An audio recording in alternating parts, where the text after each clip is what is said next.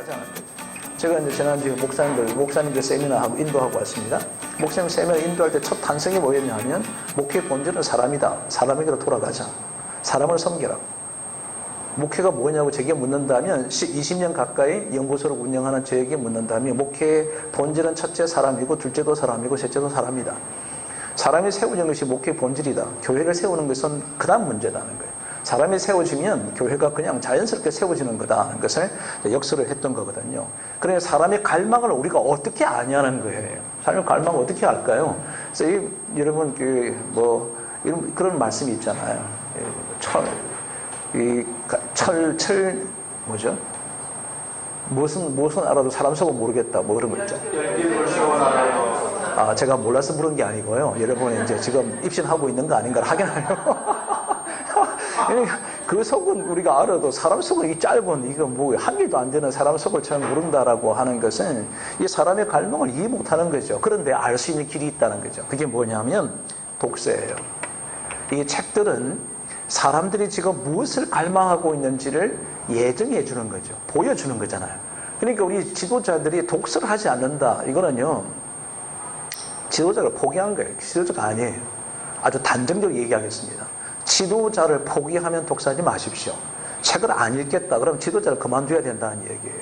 그럼 관리자로 살아가도 되죠. 그런데 요즘 만약에 독서하지 않는 관리자는요, 도태됩니다.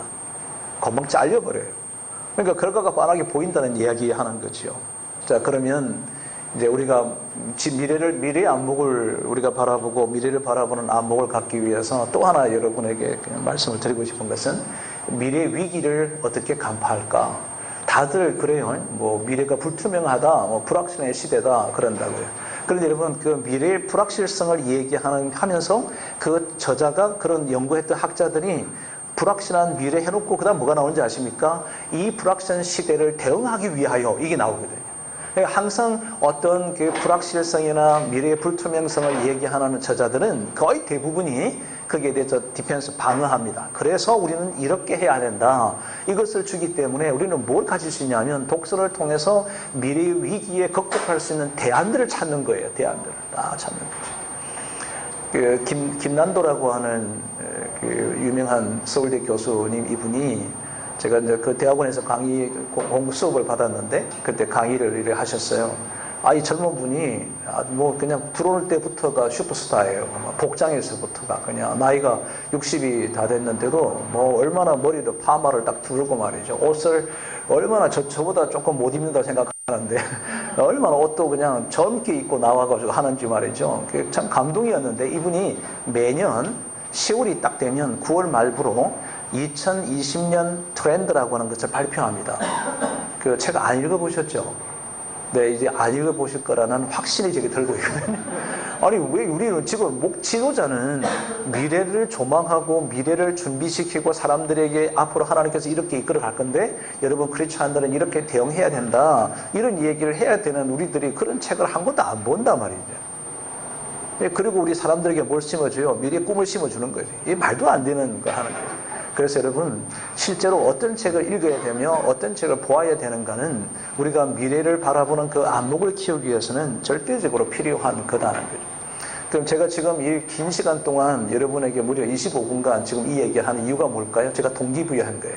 어떤 동기부여냐면 독서를 해야 된다는 동기부여예요. 책을 어떻게 읽느냐 하면요, 자기 스스로에 대한 자기 동기부여가 안 되면 책 못 읽어요. 아무리 좋은 책을 제가 여러분의 선물을 100권을 갖다 줘도 그냥 쌓아놓지 자기 스스로 동기부여가 안 되면 책을 못 읽는 거거든요. 오늘 독서법의 핵심이 뭐냐면 자기 동기부여예요. 내가 책을 왜 읽어야 되는지에 대한 동기부여가 확실하게 되면 책 읽는 방법은 제가 여러분에게 솔직히 말씀드리는데 책 읽는 방법은 30분 강의 딱 하면 읽을 수 있어요. 실제로 오늘 읽을 거예요. 그렇게 읽을 건데 그렇게 읽으면 되는 거예요. 책을 그렇게 읽으셔야 돼요. 안 그러면 여러분이 무슨 학자도 아니고 뭐 교수 하실 분들도 이제 뭐 그렇게 하기를 해야 되죠. 그렇지만 여러분 교수들이 왜 5년 10년짜리 강의록을 그냥 그대로 사용하느냐 하면 최근에 나온 책을 안 읽는 거예요. 그러니까 옛날 거 그냥 쓰는 거지 뭐. 그러니까 교수들 강의를 저도 지금 대학원에서 공부하고 있습니다. PhD를 또 공부하고 있는데 교수들 강의한 거 보면은 뭐 나나 저 자료 갖고 공부하라고 주는 거 보면은 이게 벌써 10년 전, 8년 전 뭐 이런 거 갖고 얘기하는 거죠. 그러니까 제가 책을 읽는 사람이고 책을 또 읽는 법을 가르치는 강사인데 이 강사가 바라보는 이 교수들의 교수법을 바라보면 막 속이 뒤집어지는 거죠. 그래서 이 학교를 계속 가야 돼 말아야 돼 이런 고민까지 막 드는 거죠. 교수도 책을 굉장히 많이 읽어야 합니다. 방대하게 읽어야 합니다. 왜 그럴까요? 지금은 융합 시대입니다. 융합. 여러분 지금 목회가요. 과거와 같이 딱 하나만 하는 시대가 아닙니다. 그리고 딱 한 사람만 목회하는 게 아니고요. 중학교 졸업한 아이들만 데리고 목회하는 게 아니고 모든 학교 무식자에서부터 최고의까지 학력을 갖고 있는 사람들 전체가 교인들이에요. 이 사람들의 영적인 욕구와 지적인 욕구를 충족해 주려고 그러면 우리가 그들의 다양한 영역들에 대해서 충분한 완전한 지식의 전문인이 안 되더라도 뭘 해야 되느냐 하면 어느 정도의 가진 지식의 수준을 알아야 폭넓게 해야 되죠. 그래서 요즘 지식이 뭐가 필요하냐면요. 얕은 지식이 필요하다. 얕은 지식. 여러분 우리가 동의하는 방법은 뭐 대답을 네, 맞아요, 아멘 이러기도 하는데 대답을 하는 방법이 꼭 그것만 있는 건 아니에요. 피곤한데 뭐 말을 하고 이런 게 얼마나 힘들어요. 그죠? 그래서 고개만 이렇게 끄덕여도 감개무량하겠습니다. 자, 그러면 우리는 이제 이런 문제인식이 필요하잖아요.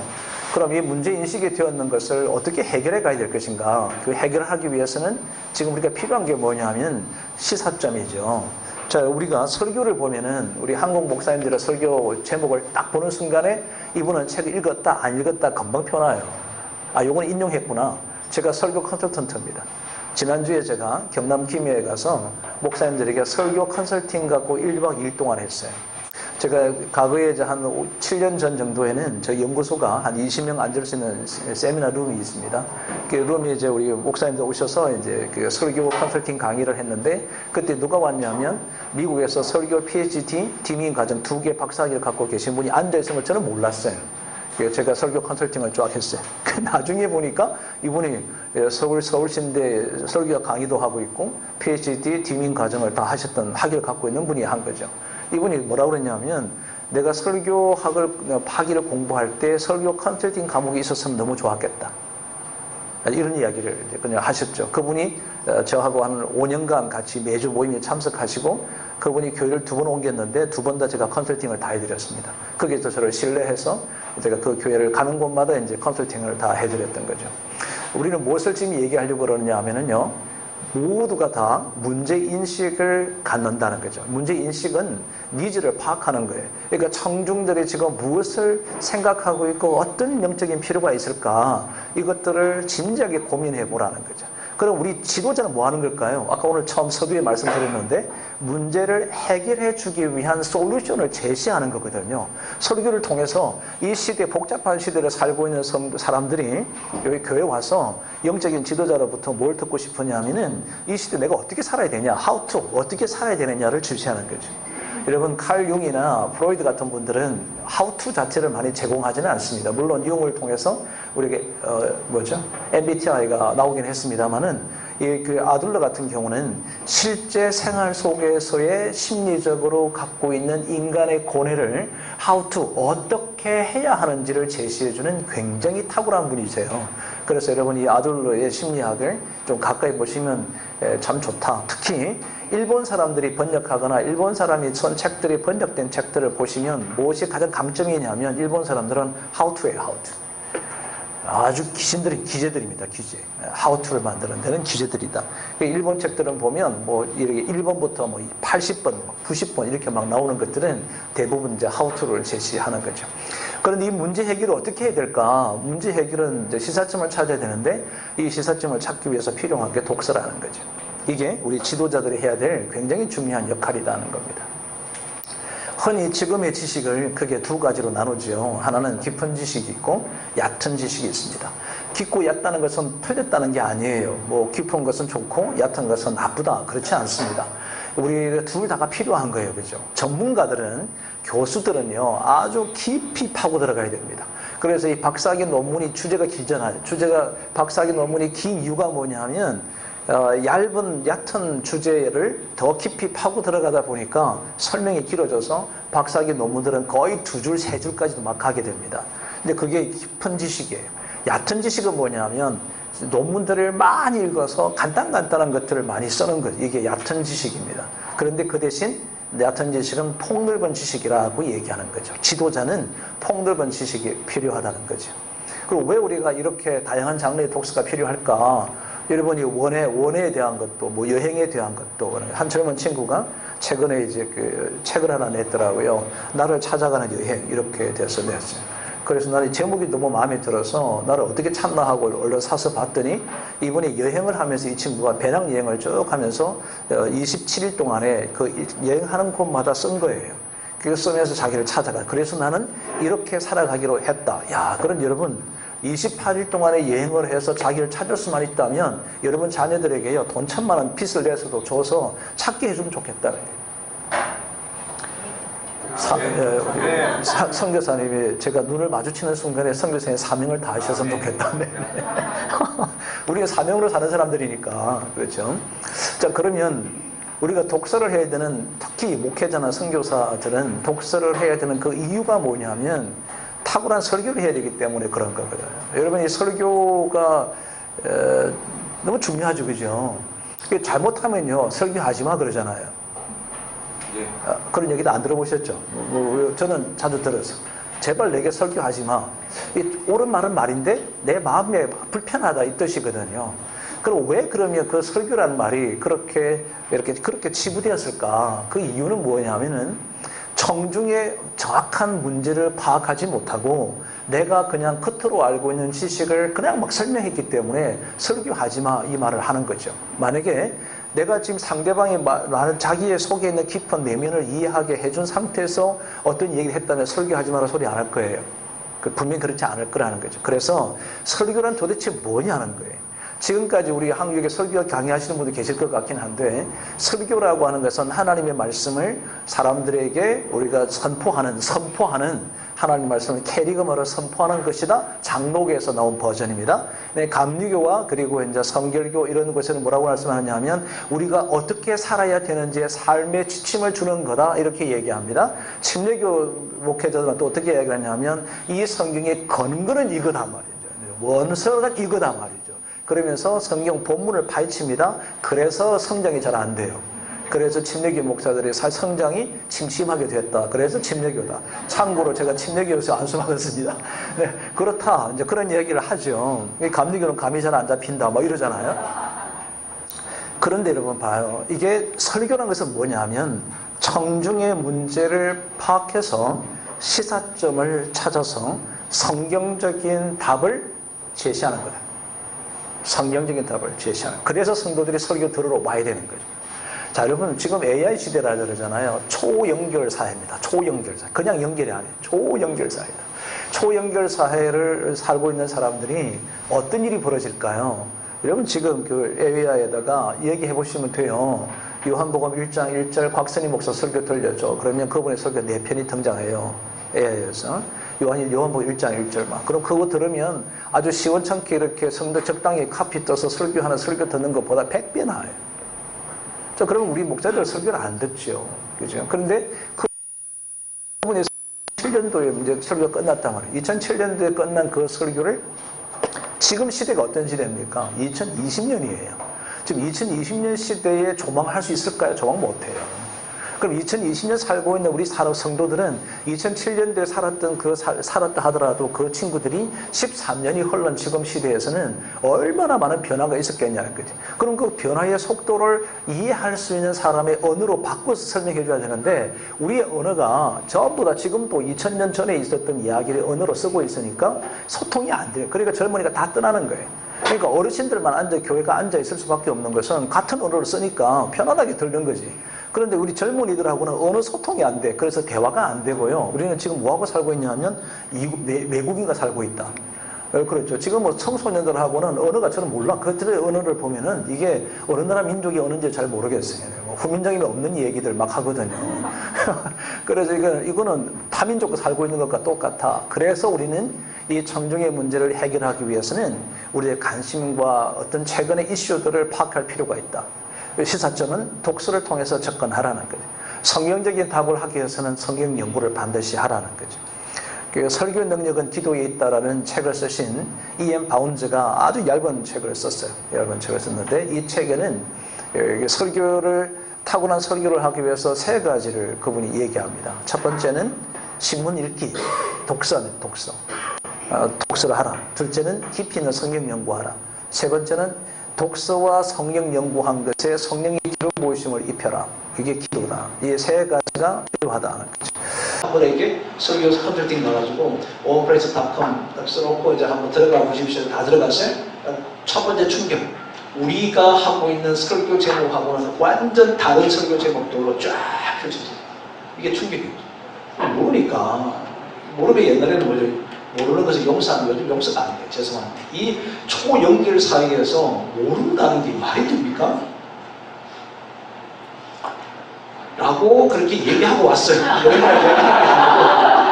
라고 얘기하고 온 거예요. 자, 그런데 그게 핵심이 뭐냐면요. 무슨 말씀을 드리고 싶은 거냐면 소통을 위해서 필요한 게 뭐냐면 원리라는 거예요. 원리를 갖고 소통하라는 거예요. 원리 갖고 하지 않으면 뭐가 될까요? 우기는 거야. 야, 이게 한 사람 미칠 것 같은 거지. 우겨. 그래서 근거가 뭐냐? 뭐 그냥 내 뜻이라는 거야. 막 우겨요. 뭐로? 믿음으로 간다는 거죠. 또 막 우겨요. 왜? 은혜로 하자는 거죠. 이게 여러분, 우리 기독교의 지도자들이나 교회가 시대를 선도하지 못하는 그 이유가 뭐냐면 전부 다 은혜와 믿음으로 다 덮어버린 거죠. 이 거룩한 언어를 가지고요. 전부 다 그냥 뭐든지 그냥 힘들면 그 은혜로 합시다. 그 믿으면 될 거 아닙니까? 필요 없는 아무 다 필요 없어. 아무 소용 없어요. 여러분 믿음 앞에 서 있는 게 뭐가 있어? 아무 절대 없어. 주의 떡 이런 끝이야. 그거는 뭐 거기다가는 절대로 반론을 제기할 수가 없어요. 이단형이에요. 내가 기도하고 주님의 뜻입니다. 이거 제가 주님 뜻이라 믿고 갑니다. 그럼 저는 말 안 해요. 그분하고는 대화를 안 못해요. 뭐가 안 되죠? 소통이 안 되죠. 그 소통이 뭐냐면 원리거든요. 원리를 갖고 하는 거예요. 원리. 그래서 말씀이 진리니까 이 원리의 근간을 붙드는 것이 뭘까요? 진리잖아요. 그러니까 이 진리는 우리가 최고의 원리거든요. 이 진리를 해석을 잘 못하는 거죠. 차라리 저는 진리를 그냥 그대로 원색적으로 나누는 것이 훨씬 좋겠다고 생각하는 거예요. 그러니까 원리가 뭘까요? 결정의 기초예요. 결정의 기준입니다. 그러니까 내가 어떻게 결정하는데 자신의 결정하는 기준치가 없는 거죠. 그러니까 원리가 없이 살아가는 거예요. 그냥 뭘 하죠? 감동 오는 대로 산다. 기준이 뭐냐 했더니 감동이 기준이에요. 그리고 이러면 감동을 지금 어쩌죠? 기분 나쁘면 이러고, 기분 들어가고 이러잖아요. 그래서 제가 이제 우리 목회자들한테, 한국 분들한테 뭐라고 말씀드리느냐면, 성공적인 목회를 하고 싶으시면 반드시 비서를 주십시오. 그랬어요.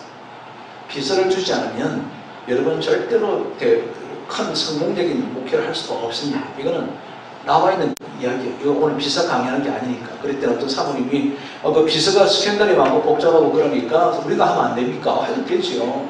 그런데 저는 사모님은 절대 비서의 근본 출발이 잘못된다. 왜냐 그러니까 자기 감정에 따라서 출근하고 안 하고 하니까 비서는 지 감정과 관계없이 그냥 그 지도자를 맞추잖아요. 근데 사모님은 그죠? 아침에 열받아서 안 나가? 그럼 뭐라 그래? 네가 알아서 해라 그러지. 그러면 뭐 끝나버린 거지. 그러니까 이 감정에 따라서 어떤 기준치 결정이 안 되고 원리에 따라서 움직여야 되는데 이 원리가 죽어버리는 거지. 여러분 감성적인 여성들에게 치명적인 게 약한 게 뭐냐면 원리. 이 원리가 기준이 돼. 결정적 기준이 돼. 이게 감정의 기복이 심한 사람은 원리가 정리가 안 된 거다. 이 원리에 근거해야만이 뭐죠?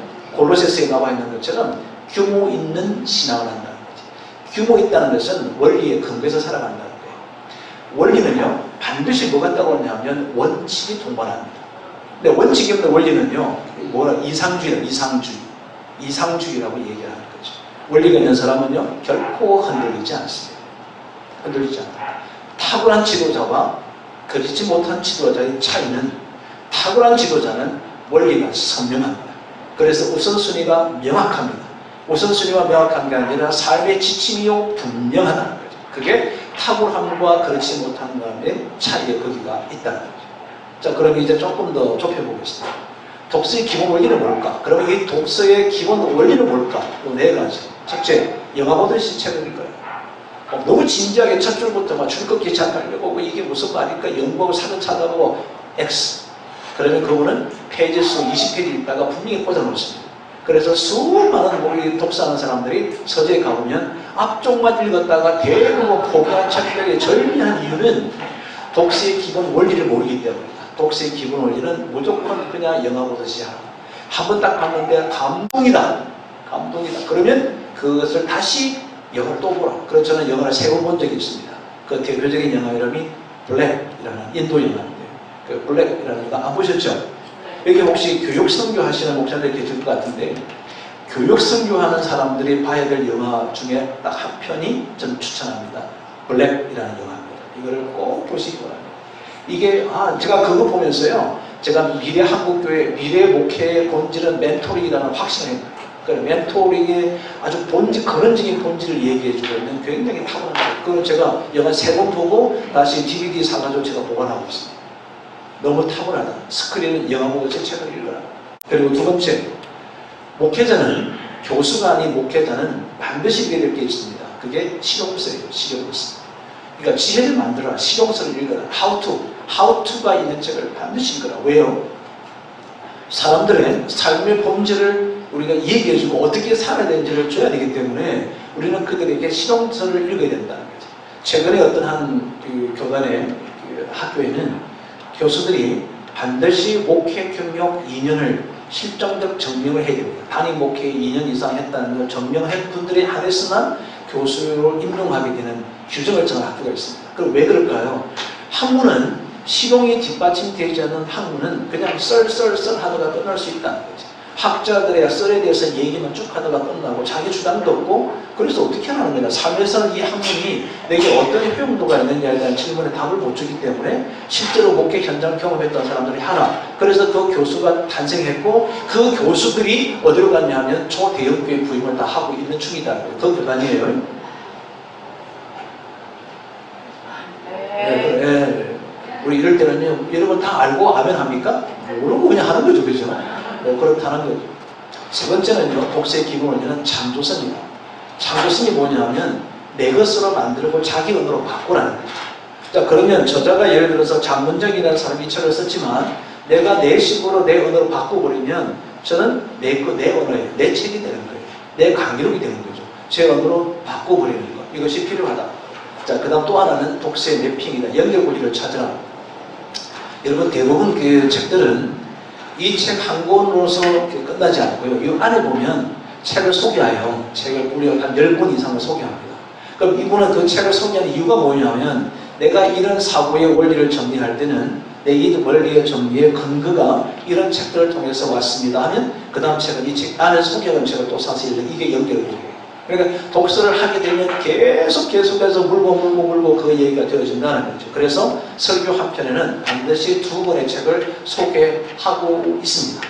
최근에 설교자들의 공통 분모가 한 편의 설교에 2권의 책을 소개하는데 이게 따로따로 된 책이 아니에요. 그 책 안에 소개되고 있는 그 책을 또다시 소개한다. 이게 독서의 가장 기본적인 원리라고 봅니다.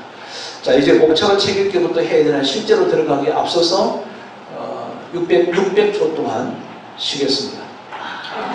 계산이 안 되시는 분은 옆 사람에게 꼭 진지하게 물어보시기 바랍니다. 600초 쉬겠습니다. 스크린 복수를 하는 건가? 자, 그 첫 번째 느껴지는 인사이트가 있죠. 책을 딱 보는 순간에. 그럼 책을 보면 여러분이 앞에 보고 다 뒤에 보시죠. 왜냐하면 자, 저자는 이 책을 출판했던 세멘 파크스라는 회사는 이 저자를 보고 책을 썼습니다. 자, 이 판매하는 회사의 핵심이 뭘까요? 이 팔려야 될 거 아니에요, 그죠? 그러면 이 책을 다 읽고 사는 사람이 있을까요? 없어요.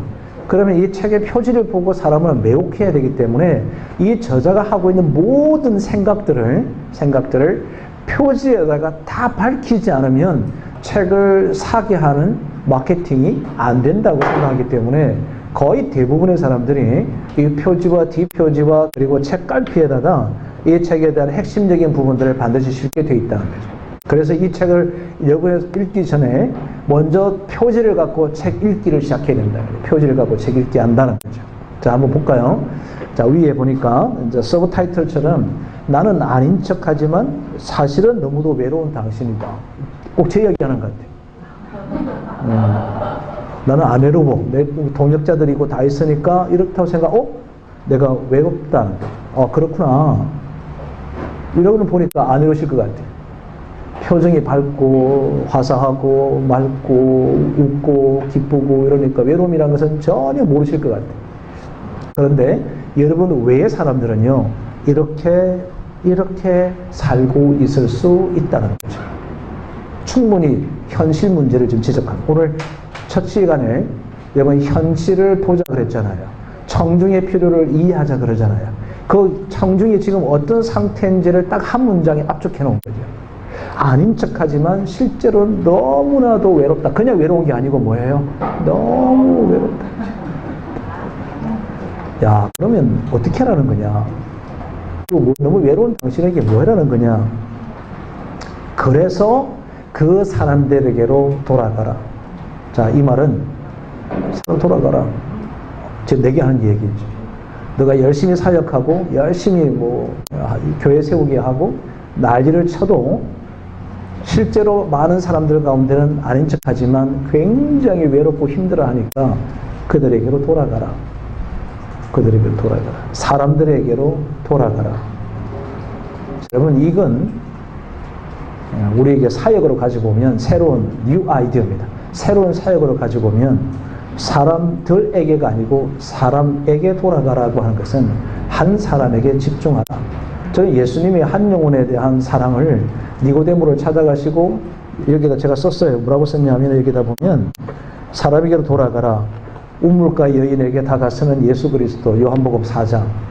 그냥 바로 탁 등장하는 거죠. 야, 주님이 이러셨구나. 이러셨구나. 이름도 몰라요. 성도 모르는 그 여인에게 주님이 가신 거죠. 여기 가셨다. 사람에게 돌아가라. 우리는 이미 성경에서는 사람에게로 돌아가라는 이야기를 숱하게 한 거예요. 왜 그랬냐면 예수님께서 그 수가성을 가기 전에 이분이 갈릴리로 가시기 위해서 다시 가다가 사마리아로 가야 되겠다라고 하는 강력한 마음의 동기부가 생긴 거죠. 왜 갑자기 사마리아로 갔을까? 그 분주한 일정을 뒤로 하고 간 이유가 뭘까요? 한 사람에게 집중하려고 하는 거죠. 그게 사람에게 돌아간다. 여러분 교회 가운데 수가성의 여인 같은 사람이 있을까요? 없을까요? 있죠. 그 사람이 저와 여러분일 수도 있어요. 그죠? 저와 여러분일 수도 있다. 자, 그러면 저는요, 요렇게 표지에서 주어지고 있는 이 말에만, 여기 있는 한 장의 문장만 가지고도 제가 묵상을 하는 상태에서 이것은 제게는 굉장히 중요한 책인 것을 발견하게 되었다. 자, 이 책은 무슨 얘기 할 것 같아요? 이 책은요, 구라치고 있는, 진짜 외로워하지만 늘 구라 속에서 살고 있는 사람들에게로 돌아가라. 구라를 잘 모르시군요. 긴 구라 말고 아닌 척하고 있는 많은 사람들에게, 외로운 사람들에게로 내가 돌아가야 되겠구나. 자, 그럼 여러분, 이 책은 어떤 책이죠? 예, 외로워하고 떨고 있는 숨겨진 사람들에게로 내가 가야 되겠구나. 돌아가라는 그 책이구나. 책이 전체 내용은 뭘까요? 사람에게로 돌아가라는 거구나. 나는 지금 어디로 가고 있는가? 나는 지금 건물을 짓는 데 가고 있는가? 나는 이걸 무엇을 하고 있는지를 한번 보라는 거예요. 저와 여러분이 해야 될 것이 뭘까? 나로 하여금 사람에게로 돌아가라 그러네? 자, 그러면 이 장문영이라는 저자가 내가 이것을 이렇게 해석하고 받아들이시면 저는 한편의 설교를 이분을 통해서 들어온 거예요. 내게 지금 도전을 준 거죠. 어디 돌아가라고? 목회의 본질인 사람에게로 돌아가라. 하고 있는 분주한 일손을 다리 내려놓고 사역이라고 하는 것을 내려놓고 내가 잃어버렸던 사람에게로 돌아가야 되겠구나. 그럼 이 책은 가치가 있다 없다? 있는 거죠. 그래서 이런 책들은 내가 책 제목만 봐도 다시 한번 내 본질을 돌아갈 수 있는 책들은 여러분 집에 가셔서 서재를 한쪽을 비우는 거예요. 딱 비우고 내가 항상 평상시에 읽고 싶은 책들만 별도로 꽂는 거죠. 꽂아두는 거죠. 그게 누구 방법이었냐면 우리가 잘 알고 있는 웨런 웨스비라고 하는 목사님이 자기가 평생에 1년에 반드시 한 번씩 읽고 싶은 책들만 별도로 책장을 정리해서 여기다 꽂아두는 거죠. 꽂아둬서 꼭 1년에 한 번 또 읽는 것이.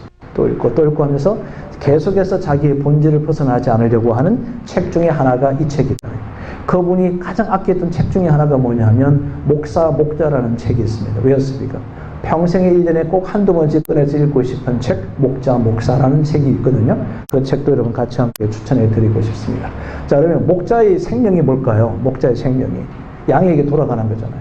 이거예요. 사람에게 돌아가는. 우리 선교사님들 많이 바쁘시죠?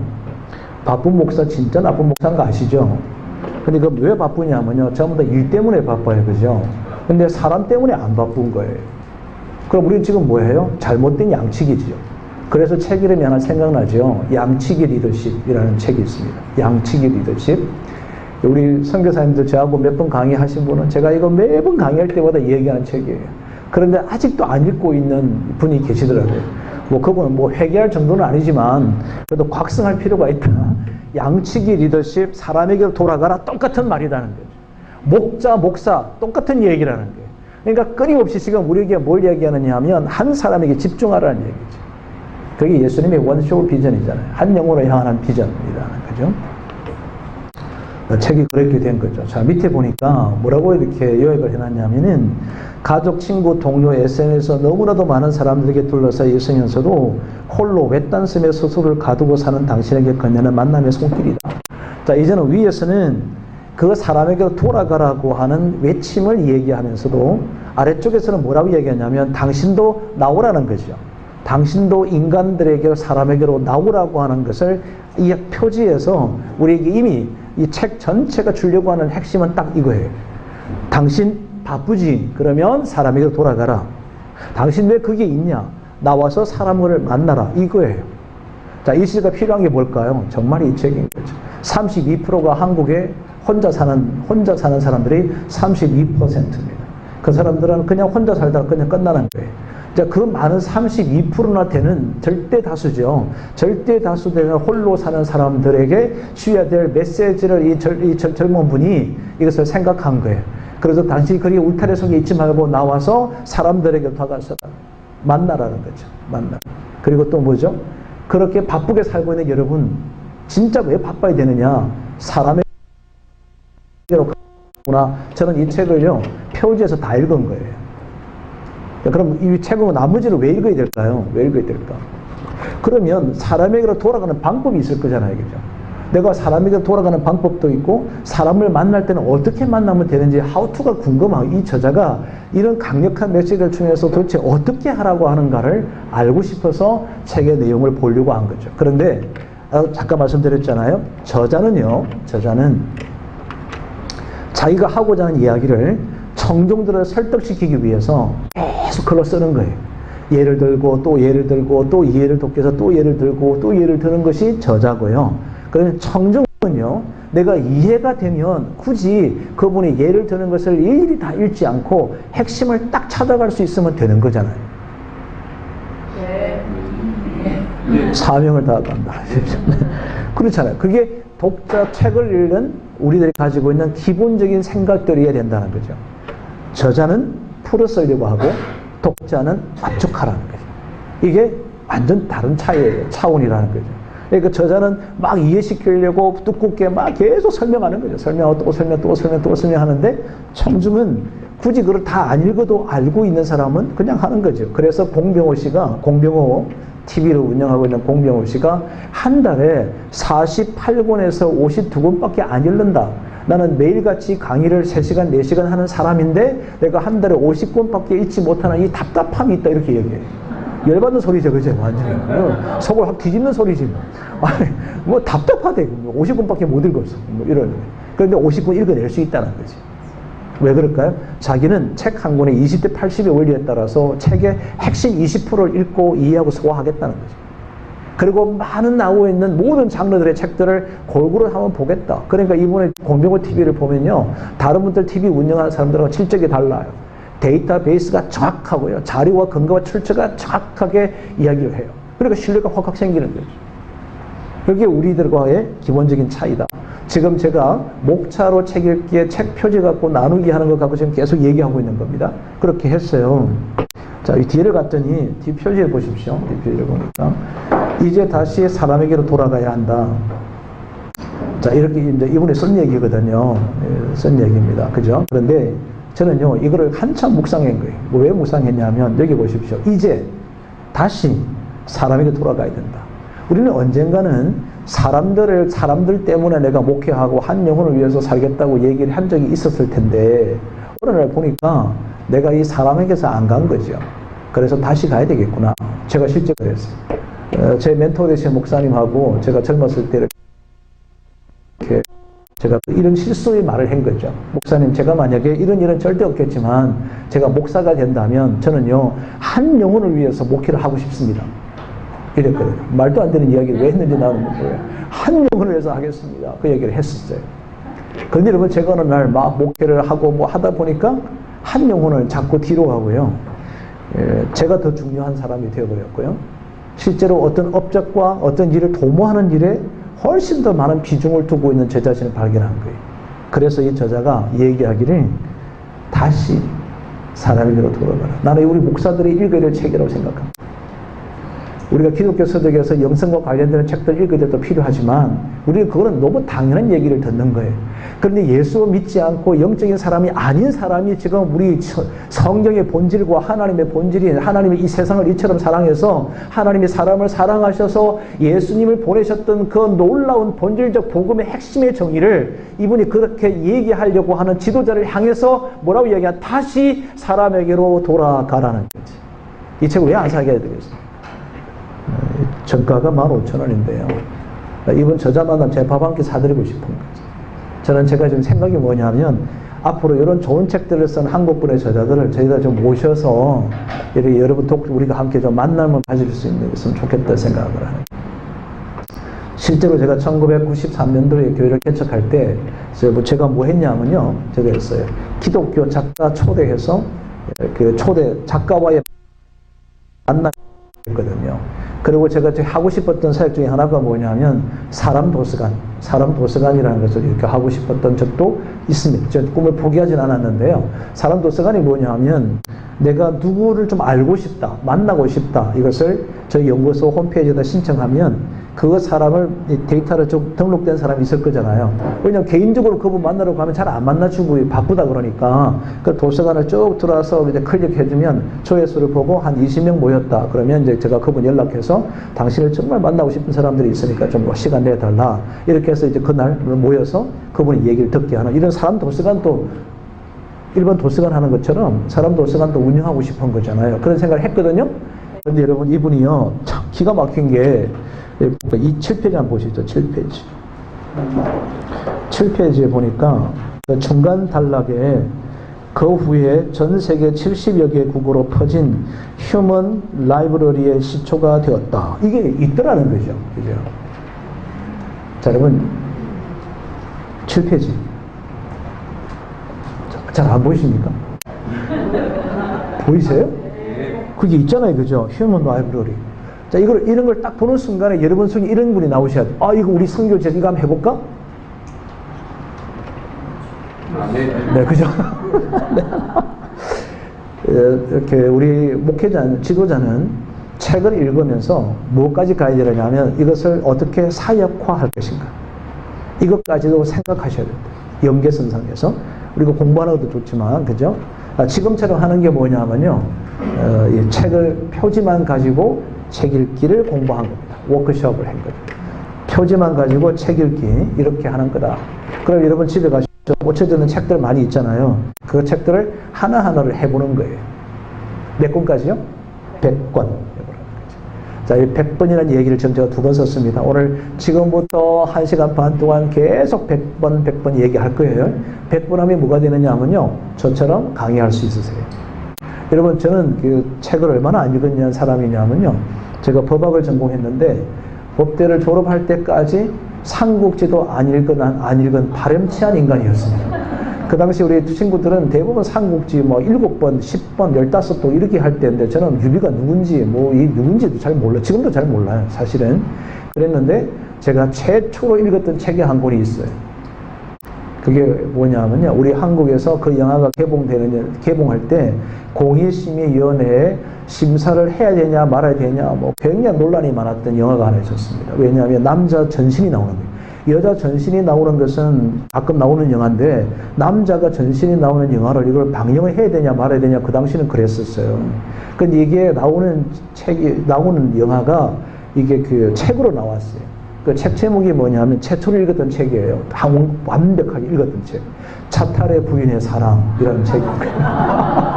지금 안 잊어버려요. 왜냐하면 제 눈 뜨고 처음으로 완독한 책이었어요. 그렇게 제가 책을 안 읽었던 사람이에요. 그렇게 책을 안 읽었던 제가 지금 독서하는 법을 강의하고 있는 거죠. 그 어떻게 가능했냐면 6개월 만에 100권 읽었거든요. 6개월 만에 100권. 안 놀라시죠? 이제 그럼 독서는 왜 독서를 해야 되는가? 유익성 생략하겠습니다. 자료 줄 거니까 여러분 나중에 우리 부소장님한테 자료 받으셔서 독서의 유익성은 이런 게 있다라고 하는 거죠. 핵심은 이제 이번 시간은 책 읽는 순서입니다. 자, 요거는 여러분이 자료를 받더라도 이렇게 그림을 그릴 필요는 없습니다만은 화살표로 한 페이지에다 지금 나눠드렸던 노트에다가 원페이지 딱 펼쳐놓고 요거는 쓰셔야 돼요. 들으면서 쓰는 거죠. 자, 첫 번째 책 읽는 순서, 책 표지 광고문 읽기였습니다. 책 표지 광고문은 대부분 띠로 되어 있는 것들이 많고요. 책 속에 있는 이야기들, 지금 금방 했던 게 제가 뭐 한 거냐면 광고문입니다. 광고문들 이런 것을 읽으라는 거죠. 이걸 가지고 책 읽기를 시작하는 거예요. 한참 동안 생각해보고 적용해보고 현대도 읽어보고 막 이러는 거죠. 자, 두 번째가 뭐냐면 도서명을 이해하라. 이 말은 한편의 설교 제목이죠. 그죠? 설교 제목이 된다. 사람에게로 돌아가라. 이게 주는 뉘앙스가요. 이 느낌이 굉장히 중요합니다. 사람에게로 돌아간다. 이 도서를 이해하는 거죠. 왜 그럴까요? 이 도서를 보면은 시대에 필요한 것이 무엇인지를 지금 얘기해 준다. 그죠? 그리고 이 제목을 가지고 해석해내는 거죠. 사람에게로 돌아가라. 잃어버린 사람에게로 돌아가라.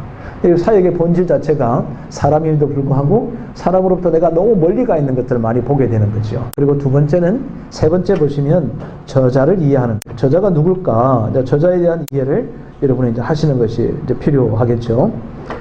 저자는 제일 뒤에 있습니다. 제일 뒷페이지, 제 깔필이면 이게 열어보셔서 쭉 보시는 거죠. 이 장문정이라고 하는 거죠. 자, 이 친구는 도대체 어떤 친구인가라고 하는 것을 이렇게 봅니다. 그 생김새를 보면은 굉장히 성공지향적인 사람 같은데 이랬던 친구가 이제 이런 사람에게 돌아가라는 본질적인 이야기를 이렇게 하고 있는 것을 봅니다. 저 밑에 보시면 저는 참 훌륭하다. 현재 자신의 이름을 따서 지은 MJ 소비자 연구소 소장으로 일하며 상품 마케팅을 하는 유통 전문가로 활동하고 있다. 자, 여기서 이제 우리는 배우는 게 있죠. 유통 전문가가 유통을 하는 데 있어서의 핵심을 갖고 있는 친구가 지금 무엇을 얘기하느냐 하면은 사람에게로 돌아가라 얘기하는 거죠. 마케팅을 하고 영업을 하는 친구가 그가 외침이 사람에게로 돌아가자. 저는 눈물이 날 만큼 이 책을 대하게 되었던 거예요. 우리 여기 독서법 하자 그럴 때 제가 경건 서적 추천해 드리면 좋았을 텐데 뒤도 안 돌아보고 이 책을 추천한 이유는 마케팅하는 친구가 사람에게로 돌아가라 라고 얘기를 하는 정도로 이분이 사람의 중요성을 얘기하고 있다면 우리야말로 정말로 이 책의 제목을 우리가 이해해야 되지 않겠냐. 그래서 저자로 갖고 이해하는 거죠. 자, 그 다음에는 뭐 했냐면 서문에서 책의 목적을 발견하라. 여기 중요하죠. 서문에서 책의 목적입니다. 책의 목적을 발견하는 것입니다. 자, 그래서 여러분이 머릿말을 보시고 7페이지부터 읽는 거예요. 저하고 같이 13페이지까지 읽는 거죠. 자, 그럼 읽을 때 아까 뭐처럼 읽자 그랬죠? 영화를 보듯이 읽자. 단어를 찾지 마시고요. 영화 스크린 지나가듯이 쭉 이렇게 한번 읽어보는 시간을 제가 몇 번 드리냐면 2분만 읽습니다. 2분 동안. 자, 읽기 시작하겠습니다. 시작하겠습니다. 끝났습니다. 이 책의 목적이 뭐죠?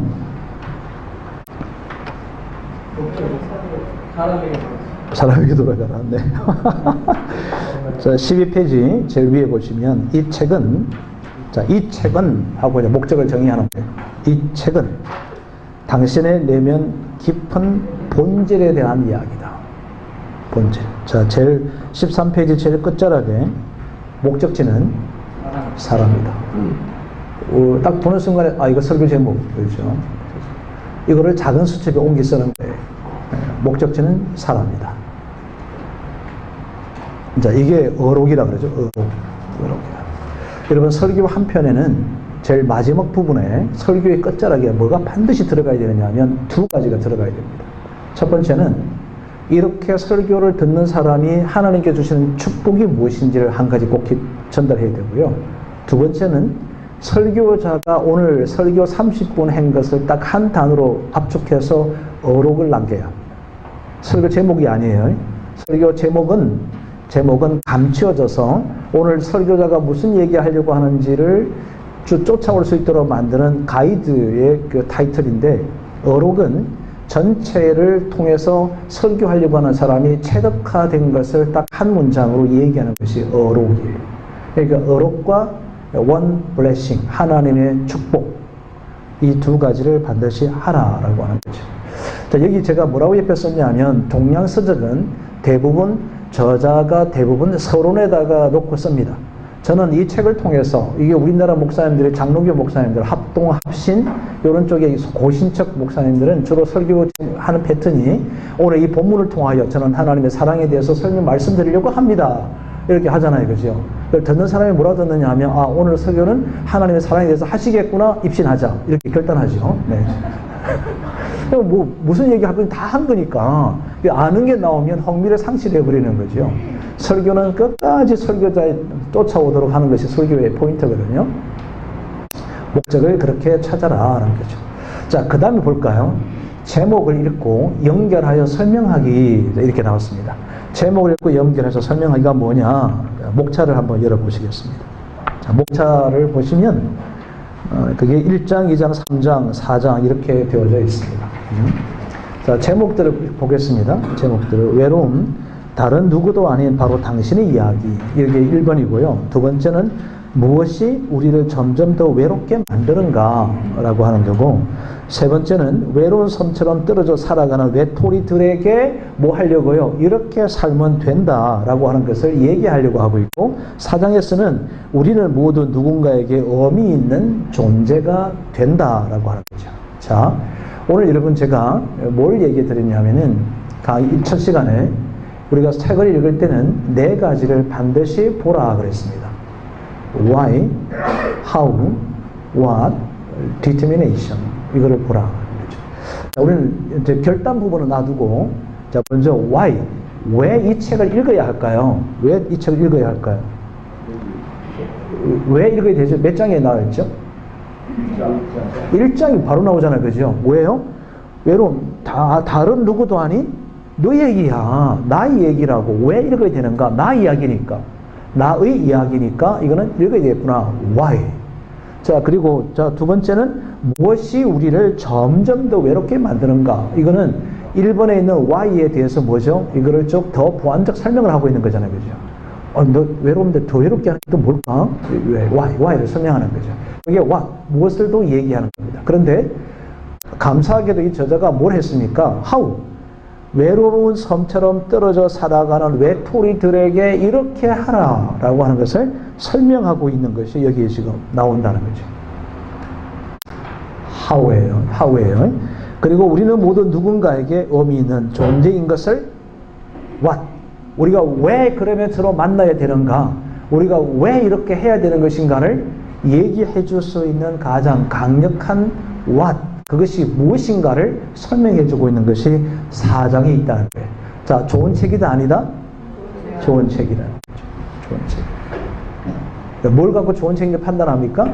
앞에 있는 표지만 갖고 얘기하는 게 아니라 목차를 딱 펼쳐놓고 이 저자는 지금 책을 쓰는 방법을 정확하게 알고 있는 사람인가 아닌 것을 아는 거예요. 여러분, 제가 이제 논문을 지금 한 편 써서 지금 이제 학회에다 제출해둔 상태에 있는데, 논문 심의를 할 때요, 내용을 저보다 아는 사람은 없잖아요. 그죠? 제가 그 논문을 썼으니까.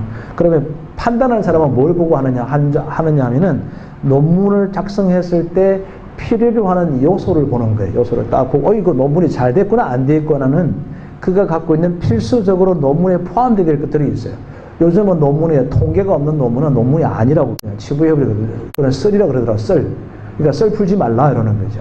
그러니까 우리 일반 대학원 같은 데서는 이제 우리 신학대학원의 학위 논문들에 대해서 신뢰를 자꾸 안 하더라고요. 왜 안 하냐니까 근거가 뭐냐, 실정적 자료가 뭐냐, 통계가 뭐냐, 통계가 거의 없는 게 많기 때문에 아마 그러더라고요. 그래서 이제 일반 대학교에서 학문하는 사람들은 기본적으로 논문의 구성도가 있습니다. 그게 있으면 되는 거예요. 없으면 안 돼요. 그 중에 한 개가 선행연구라는 게. 선행연구를 뭐가 이것에 대해서는 누가 어떤 연구를 했느냐, 그리고 원저자가 누구냐, 이런 것들을 굉장히 중요하게 따지거든요. 그런 것처럼 책을 딱 볼 때는 이 세 가지 why, how, what 이것을 내게 주는 것, 이미 결단은 줬어요. 어디서 결단 줬어요? 사람이 돌아가겠다. 사람이 돌아가야 되기 때문에 이미 표지에서 우리가 한 가지 결단은 줬어요. 그죠? 사람이 돌아가야 되겠다. 이거 잊지 말자. 그런데 내용이 들어갔더니 목차에서 이미 이렇게 설명되어 있구나 되어 있습니다. 자, 그 다음 보시죠. 그 다음에 여러분, 그 다음에 읽어야 될 내용이 뭐냐면 관심 분야 결정하기. 관심 분야 결정하기. 이게 뭐냐면요. 자, 여러분 독서 습관이 어때요? 처음 페이지부터 읽죠, 그죠? 솔직히 이야기해요. 구라치지 말고. 여러분, 딱 책을 보면 첫 페이지도 막 읽어 나가시잖아요. 그게 틀렸다는 거예요. 그러니까 뭐부터 읽으라고요? 목차를 보니까 네 가지다. 저 같은 경우는 뭐부터 읽느냐면 how to예요, how to. 도대체 내가 사람이 돌아가고 어떻게 하라는 거냐. 그래서 뭐부터 읽을까요, 저는요? 3장부터 들어가는 거예요. 3장부터 들어간다. 오늘은 여러분이 저하고 똑같이 3장으로 관심이 있다라고 생각하겠습니다. 기분 나빠요? 뭐 기분 나빠도 할 수 없지 뭐.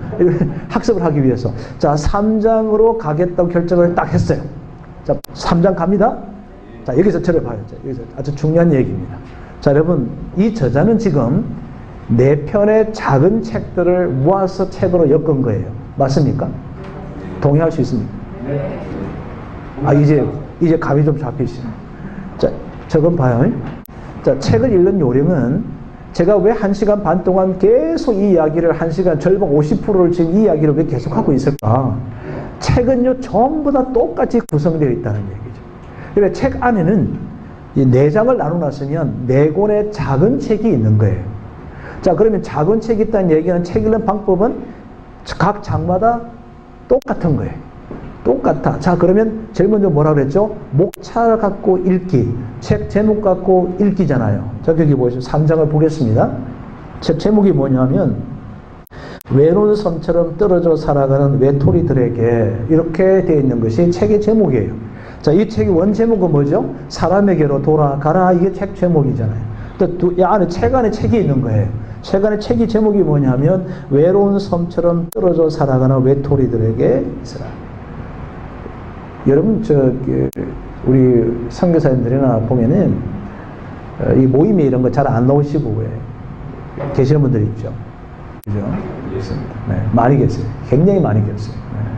나는 그런 모임이 안 나가. 모임 자체를 폄하하는 경우도 있을 수 있습니다. 외로운 섬이, 외로운 섬처럼 떨어져 살아가는 외톨이들에게 하는 거죠. 그런데 그럼 우리는 여기 모인 사람들은 외톨이가 아닐 것 같아요? 아니요. 우리도요, 합되거나 하나 되거나 뭔가를 공동적으로 처리해가는 것을 하지 않으려고 하는 내 마음속의 속성들이 막 자리하고 있는 거예요. 자, 그런 사람들에게, 외로운 섬처럼 떨어져 나가는 외톨이들에게 어떻게 하라고 하는가? 어떻게 하라고 하는가? 자, 한번 볼까요? 자, 여기 목차를 보겠습니다. 목차를 가지고 하는 거예요. 자, 나 혼자 살아간다는 제 공허. 이게 뭐죠? why입니다. why. 그러니까 외로운 섬처럼 살아간다는 것이 무엇인가를 얘기해 주는 것이 나 혼자 산다는 것의 공허감이다. 이게 what이죠. what. 그 다음에 갑질에듯 을의 모멸감에서 해방되기. how to죠. 어떻게 하면 되는지. 나를 위해서가 아니라 그를 위해서 만나라. 여기 이제 how to 실제로 나오는 거죠. 나를 위해서가 아니라 그를 위해서 만나라. 질주하는 험담에 종찬력이 되라. 험담하지 말라. 관계라는 것은 너와 나의 다름을 인정하는 것이다. 이렇게 나왔어요. 자, 그럼 여기서는 how to가 뭐죠? 어떻게 하라고 하는 것이? 어떻게 하라고 하는 것이 나온 게요. 나중에 읽어보면 되는데 저는 이제 4가지가 나오는 거예요. 자, 우선 옆에 써보시죠. 나 혼자 산다는 것의 공허 옆에다가 자긍심 갖기. 자긍심 갖기를 일단 써놓으십시오. 제가 잠시 설명을 드리겠습니다. 자긍심 갖기. 그리고 이제 밑으로 내려오시면은 그게 나를 위해서가 아니라 그를 위해서 만나라 그랬잖아요. 그 옆에다가 관계의 온도 이렇게 써놓겠습니다. 관계의 온도라고 하는데, 그리고 페이지 170페이지 이렇게 써놓으십시오. 제가 책의 요령을 읽어드리니까 관계의 온도 페이지 170페이지 이렇게 놓습니다. 3번째, 험담하지 말라. 4번째, 남과 다름을 인정하는 것. 자, 이게 외톨이처럼 살아가지 않는 방법이라는 거지. 내가 그 왜 외톨이가 되는가를 얘기해 보는 거죠. 외톨이가 되는 이유가 뭘까요? 남을 인정 안 해주니까. 그죠? 그리고 또 막 남을 얘기하니까. 험담이 싫고, 험담 받는 것도 싫고, 험담 하는 것도 난 싫다는 거예요. 내 관계의 온도가 식어 있는 거예요. 그러니까 관계로부터 멀어질 수밖에 없는 거예요. 자긍심이 약해요. 그러니까 피하고 싶은 거예요. 자, 여러분, 이게요, how to가 뭐냐면, 현대 상태를 정확하게 얘기해 주고 있는 것과 똑같다는 거예요. 자, 그러면 제가 왜 그 목차에다가 이것을 쓰게 했을까요? 자, 여러분 잘 안 보이시죠? 여기 촬영을 위해서. 카메라도 약해서 이렇게 되어져 있습니다. 목차에 엄청난 낙서가 되어 있습니다. 연필로 쓴 거죠. 여러분, 모든 책을 읽어서 좋은 것이 있으면 낙서한 다음에 반드시 목차로 다 가지고 와야 돼요. 그 목차 옆에다 쓰시는 거예요. 목차 옆에 써두는 것이 이게 책 읽기입니다. 책 읽기. 그러니까 이분이 책을 잘 읽느냐 못 읽느냐는 저는 어디서 보느냐 하면 내용에 대한 출처가 별로 관심 없고요. 목차에다가 얼마나 많은 자기 얘기를 쓰고 있는 것인가를 그분은 책을 잘 읽어서라고. 그리고 나서 이제 여러분 이제 이거 다 읽고 나면 이렇게 썼잖아요. 카피 떠서 비닐 파일 같은 데다가 읽었던 책을 하나씩 딱 집어넣는 거지. 그리고 이제 텀날 때마다 비닐에 끼워져 있는 요 목차에 카피되어 있는 것들을 펼쳐서 하면 이런 내용을 내가 읽었지. 이렇게 썼구나. 근데 한 6개월 뒤에 가면 잊어버려. 그럼 그때 다시 이걸 꺼내서 그 책을 가지고 한번 다시 비교해서 읽어보는 거지. 그럼 얼마나 재밌을까. 저는 사실 우리 목사님들하고요, 맨날 이것만 하고 있으면 좋겠어. 여러분이 저를 매개 살리만 주면. 맨날 이것만 하고, 이거 제가 도와드릴 수 있으니까. 이것만 한 6개월 동안 제하고요, 매일 한 권씩 가지고 읽어내면, 6개월이면 며칠이죠? 3, 6, 18, 180권이죠. 180권만 다 같이 함께 읽어내면, 여러분, 얼마든지 죽은 누구에든 이 독서법 강의할 수 있다고 저는 생각합니다.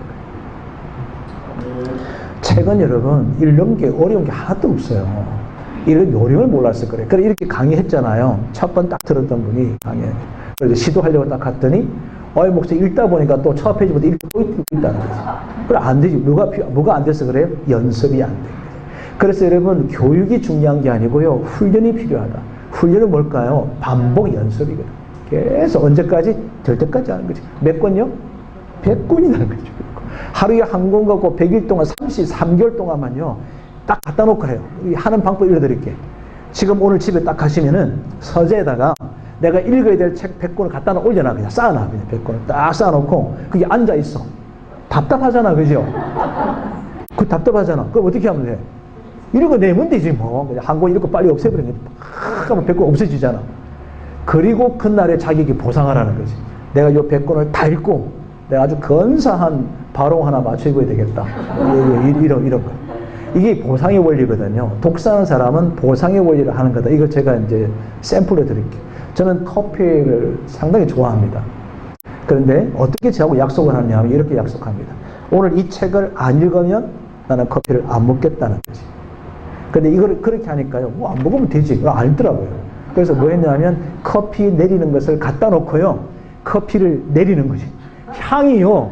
나를 미치게 만드는 거지. 그런데 내가 저거를 반드시 먹기 위해서 뭐죠? 가장 빠른 속도에 집중한다. 그렇게 하다 보니까 이 책을요, 1시간 만에 읽어지게 되더라는 거지. 자기와 약속을 해보라는 거지. 또 그래도 안 할 거라는 믿음이 왜 책이 자꾸 생기는지 몰라. 믿음이 약해서 그래요. 믿음이 약해서 그렇다. 그러면 여러분 봐요. 책은 안에 내용에 들어가서 읽는 것이 중요한 게 아니고요. 목차를 펼쳐놓고 자기의 생각을 계속 정리해가는 것이라는 거지. 자기의 생각을 계속 정리해가는 거지. 그런데 이 생각에 정리해서 한계가 부딪히는 게 있어. 한계가 부딪히는 게 뭐냐면 이게 무슨 말이냐. 무슨 말을 하려고 하는지를 잘 모르겠다. 그럴 때 이제 그 페이지 수에 들어가서 읽는 거예요. 그 페이지 수에 들어가서 읽는다는 거죠. 그런데 여기는 여러분들이 별로 크게 어려운 게 별로 없으세요. 그런데 147페이지를 같이 가겠습니다. 147페이지 같이 한번 열어보겠습니다. 외로운 섬처럼 떨어져 살아가는 외톨이들에게 얘기하는 거죠. 147페이지를 열어보겠습니다. 나 혼자 산다는 것에 공허라고 했습니다. 여기 보면 세 번째 줄에 보니까 화려한 싱글 책 소개하죠, 그죠? 이 책 안에서는요, 한 20권 가까이의 책을 소개하고 있습니다. 거기 보면 독신 신드롬이 휘몰아쳤다, 이렇게 하는 거죠.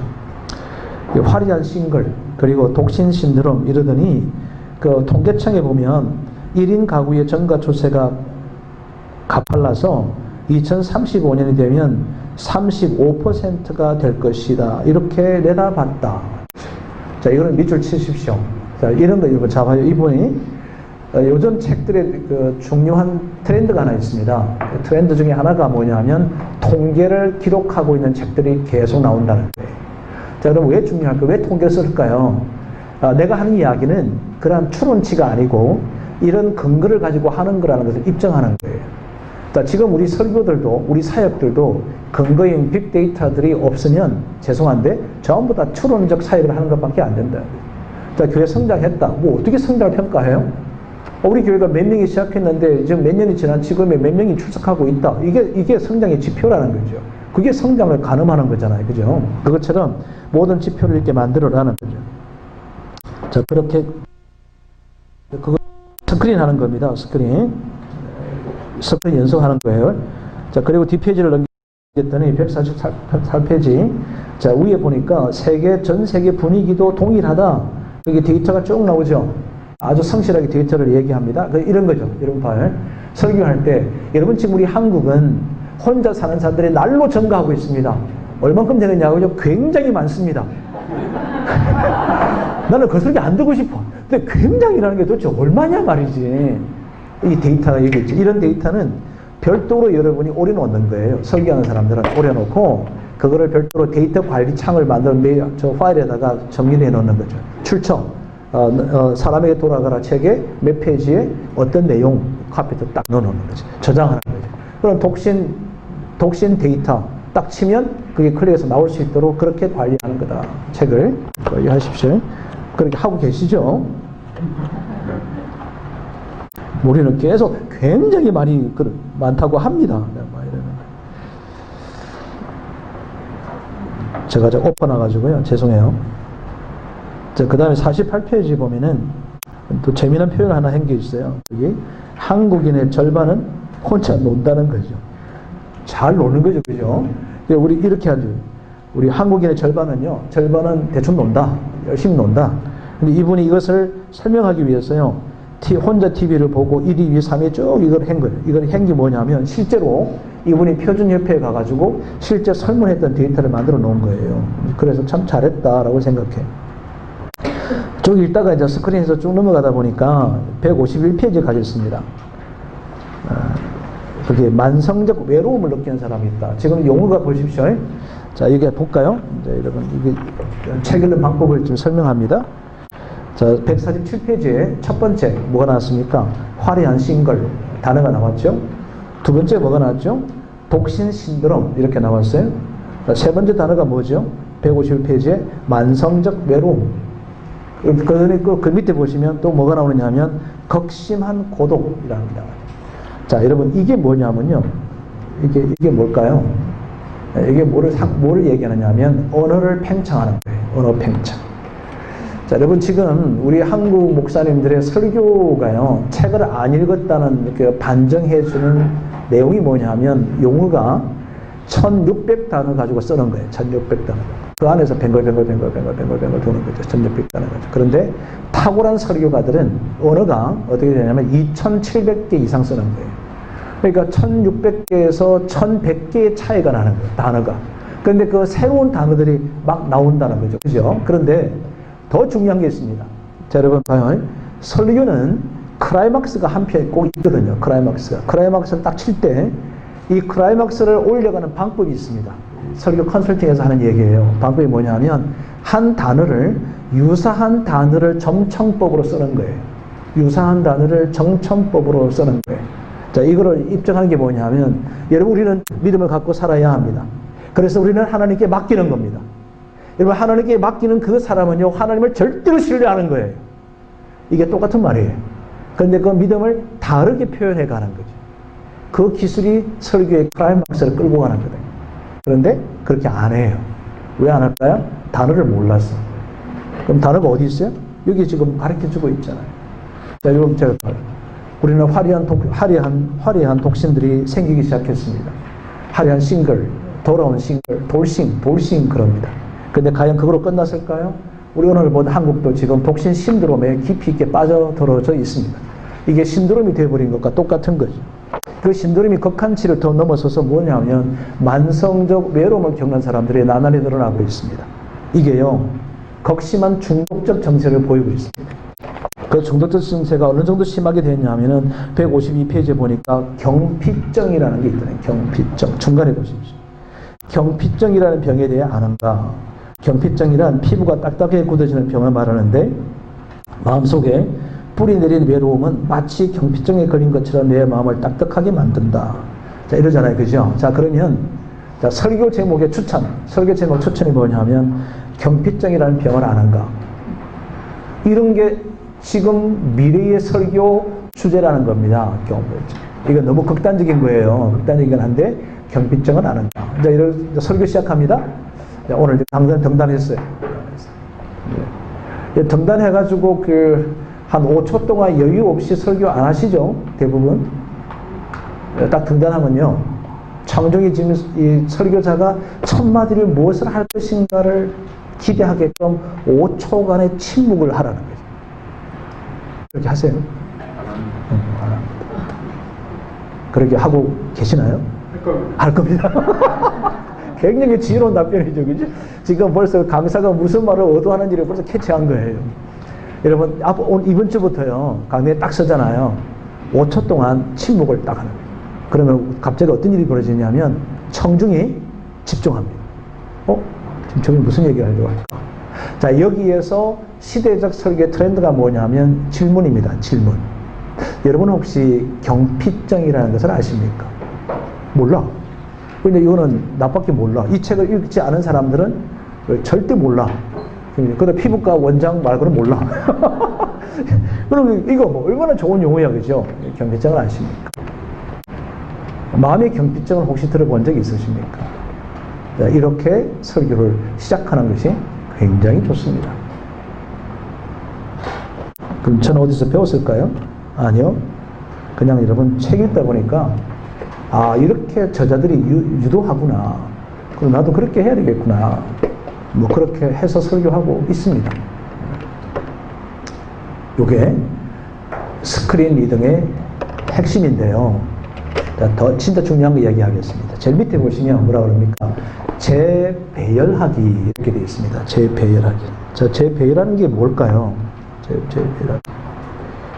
재배열은 이렇게 하는 것입니다를 제가 보여드릴 거니까 이 자료 부서장님 우리 자료표 볼 수 있죠?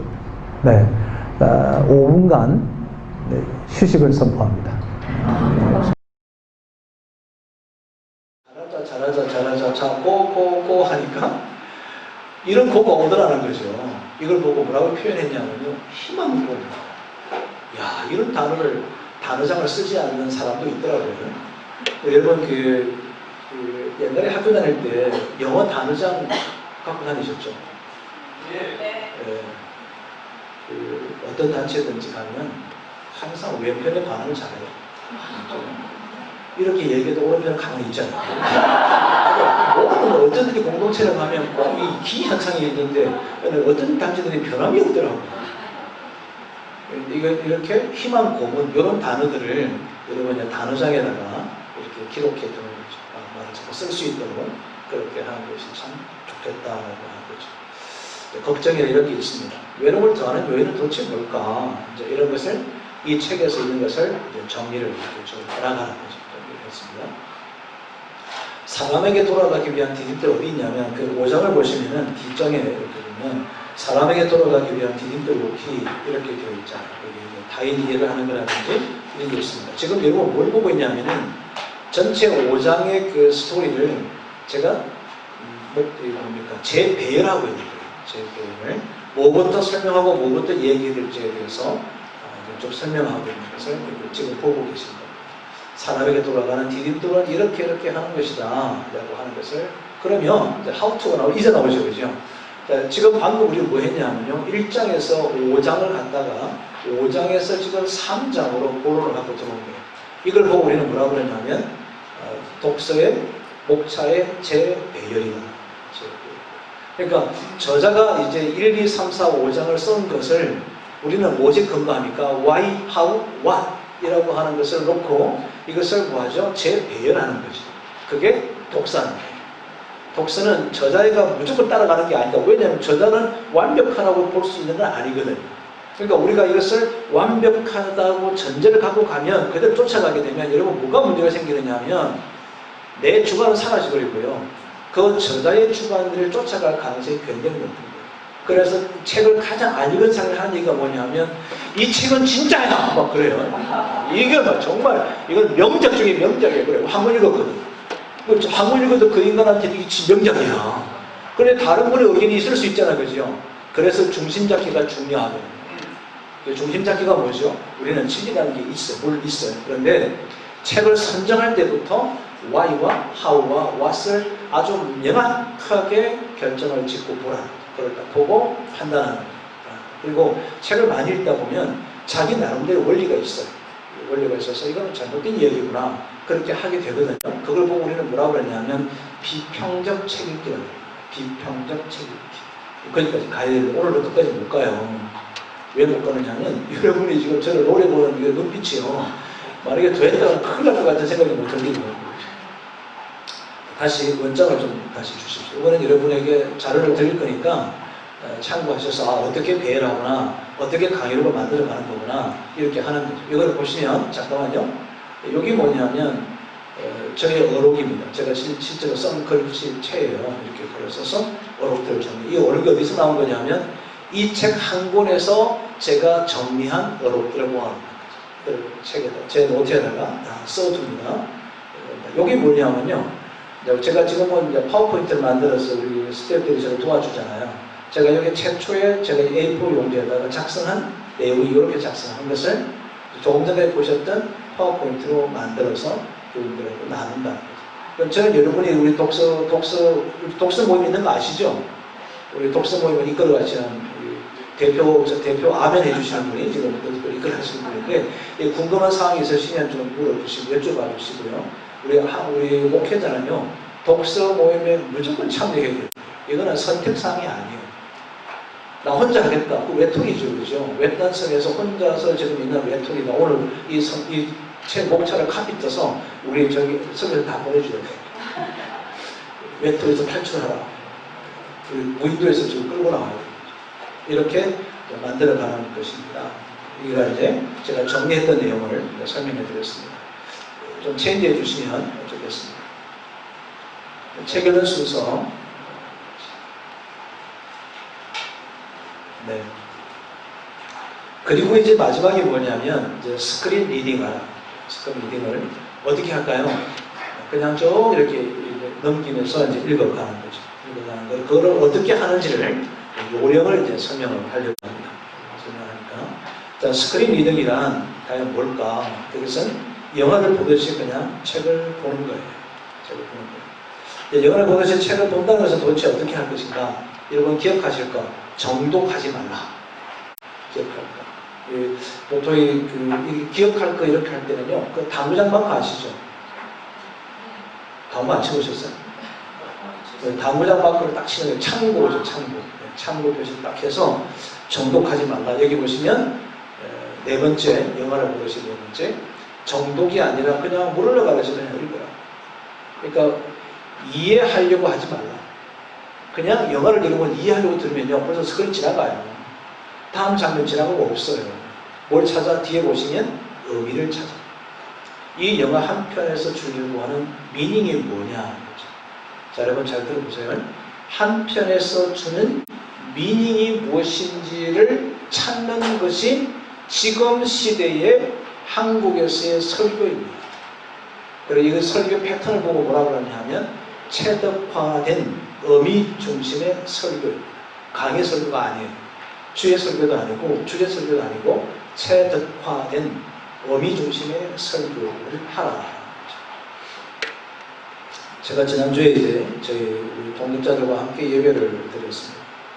예배를 드릴 때 핵심 설교 주제가 제가 잠깐 좀 그런 말씀을 드리기 전에 여러분에게 한번 여쭤볼게요. 엑서사이즈입니다. 엑서사이즈. 우리 그 사도행전 10장이 누구 나오죠? 고넬료 나오죠. 자, 고넬료의 그 사건의 의미를 한 단어로 얘기하면 뭘까요? 고넬료. 이방인. 이방인에게 구원의 시작. 역사적 사건에 대한 정맥으로 또요. 의미. 사건의 진술 말고. 고넬료의 사건을 통해서 우리에게 주시려고 하는 하나님의 메시지는 도대체 뭘까? 하나님의 뜻은 뭘까? 그 의미는 뭘까? 네? 차별이 없으신 하나님. 네. 맞죠? 또 그것도 틀린 거 아무것도 없죠.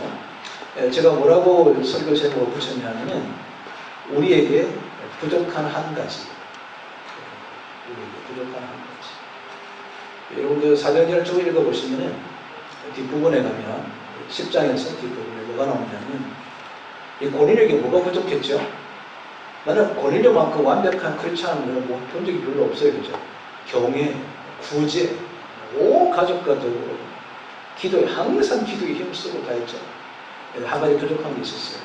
그게 성령의 기억을 보시면서 그게 빠졌어요. 그죠? 물론 이 고넬료 사건은 이방인에게 복음이 전달되는 굉장히 중요한 전환점이죠. 그래서 중요할 때 의미는 그에게 부족한 한 가지였다는 거죠.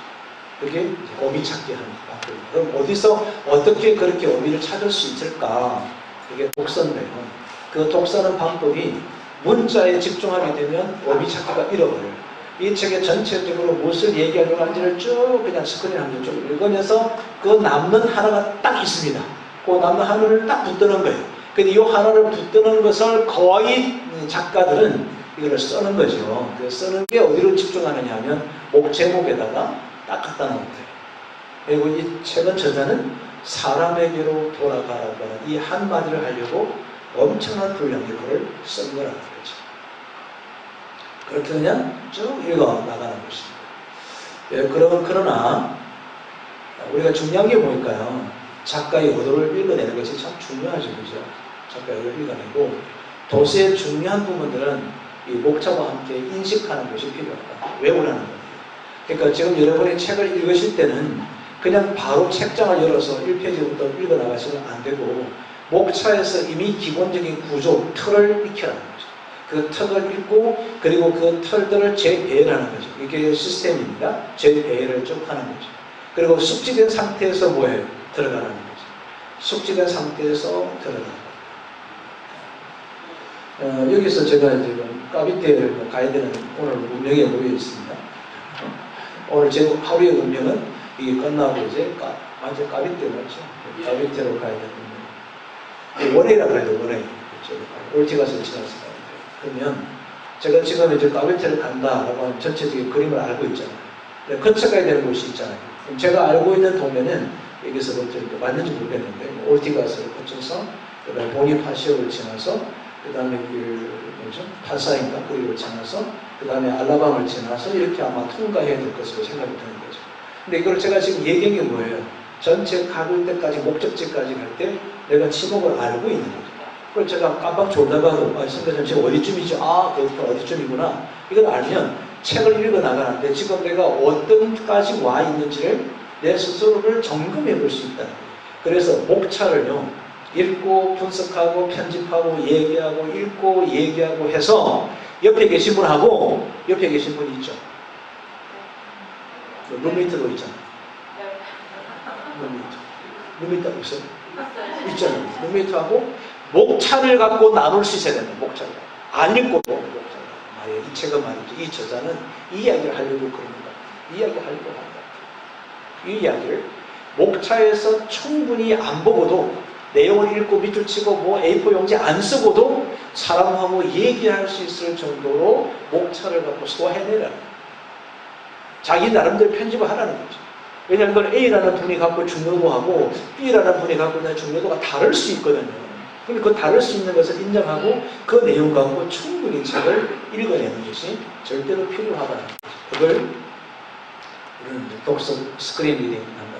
그러면 이제 실제로 스크린 리딩의 스킬은 뭘까? 스킬이 뭐였어요? 자, 우선 여러분이 앞으로 책은요, 다음과 같은 준비를 꼭 하라. 연필 0.7이다. 어떤 분 따지더라고. 아니, 0.7을 써야 되냐. 아니, 그건 아니요. 그건 아닌데. 0.7을 쓰는 이유는 잘 안 부러진다는 거죠. 0.5는 힘만 좀 주면 이렇게 툭툭 부러져. 그리고 밑줄 칠 때는요, 좀 쫙쫙 쳐라고. 아니, 책은요, 그냥 지저분하게 쓰라고. 낙서하고 찍고, 뭐, 그냥 적어놓고, 끼우고, 막 이렇게 해서, 이러고 봐요. 그냥 깨끗한 책을 꽂아있고, 넘길 때 기분하고, 낙서 써져 있고, 그냥 뭐, 이렇게 되고, 딱 넘길 때 기분이 같을까요? 와, 내가 이 아무것도 몰라도 이거 읽었구나. 사람은 여러분, 그 책에요. 책이 꽂혀가는 건수가 늘어나는 행복이요. 굉장히 커요. 그죠? 책이 책꽂이 자꾸 채워져가는 그 기분이 얼마나 커요. 그런데 거기다가 읽었던 흔적이 가득한 책을 볼 때마다 오는 그 쾌감이 어떨까요? 감격이죠. 그래서 자랑스럽잖아요. 한번 어떤 목사님이 소장님 저를 정말 고맙게 제게 고마워 뭐 때문에 고마우세요 했더니 자기 서재에 빈칸이 많았는데 소장님과 앉아서 3년 동안 공부했더니 무려 그게 150권이 쫙 꽂혔다는 거예요. 자기는 한 권도 읽은 게 없는데 150권 꽂혀있는 거 보기만 해도 자기는 은혜가 된다는 거예요.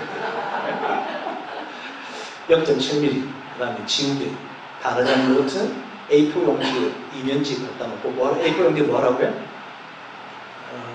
어떻게 말씀드릴까? A4 용지에다가 목차 편집하는 거예요. 목차 다시 쓰게 하는 거예요. 목차 다시 쓰게. 그러니까 지금 1, 2, 3, 4, 5장 돼 있잖아요. 그죠? 그런데 나는 뭐예요? 1장, 5장, 3장 이렇게 펼쳤다. 그거를 목차를 다시 쓰는 거지. 내 책이겠지. 내 이야기를 쓰겠다는 거지. 그게 A4 용지 필요하다.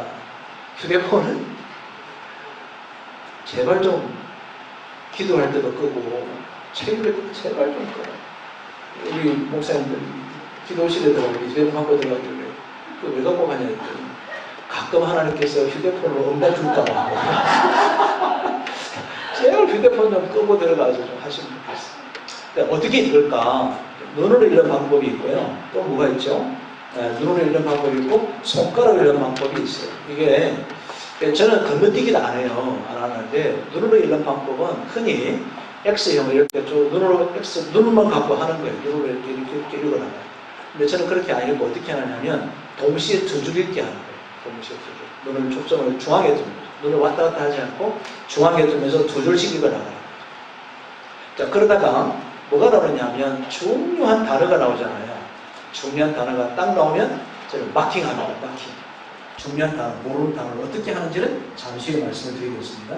그 다음에 손가락 읽기를 하는 건데요. 손가락 읽기를 어떻게 하는 거냐면 여기 이렇게 펜을 이렇게 끼우잖아요. 그러면 여기가 이제 중지죠, 중지. 중지를 줄 중간에다 딱 찍어 놓는 거예요. 그리고 중간에 찍어 놓고 한 줄씩 읽어 나가는 거예요. 자, 이거 여러분이 지금 수준이 유치원 수준이 아니라서 해보자 안 할 거예요. 왜냐면 지금 여러분의 실력을 믿으니까. 근데 집에서 해봐야 돼. 펜을 꽂아서 책에다가 놓고 중앙에다가 표시 중지를 놓고 내려가다가 중간 단어가 왔다. 바로 동그라미. 다시 내려가다가 밑줄. 또 내려가다가 동그라미. 이것만 하고 가는 거예요. 이렇게.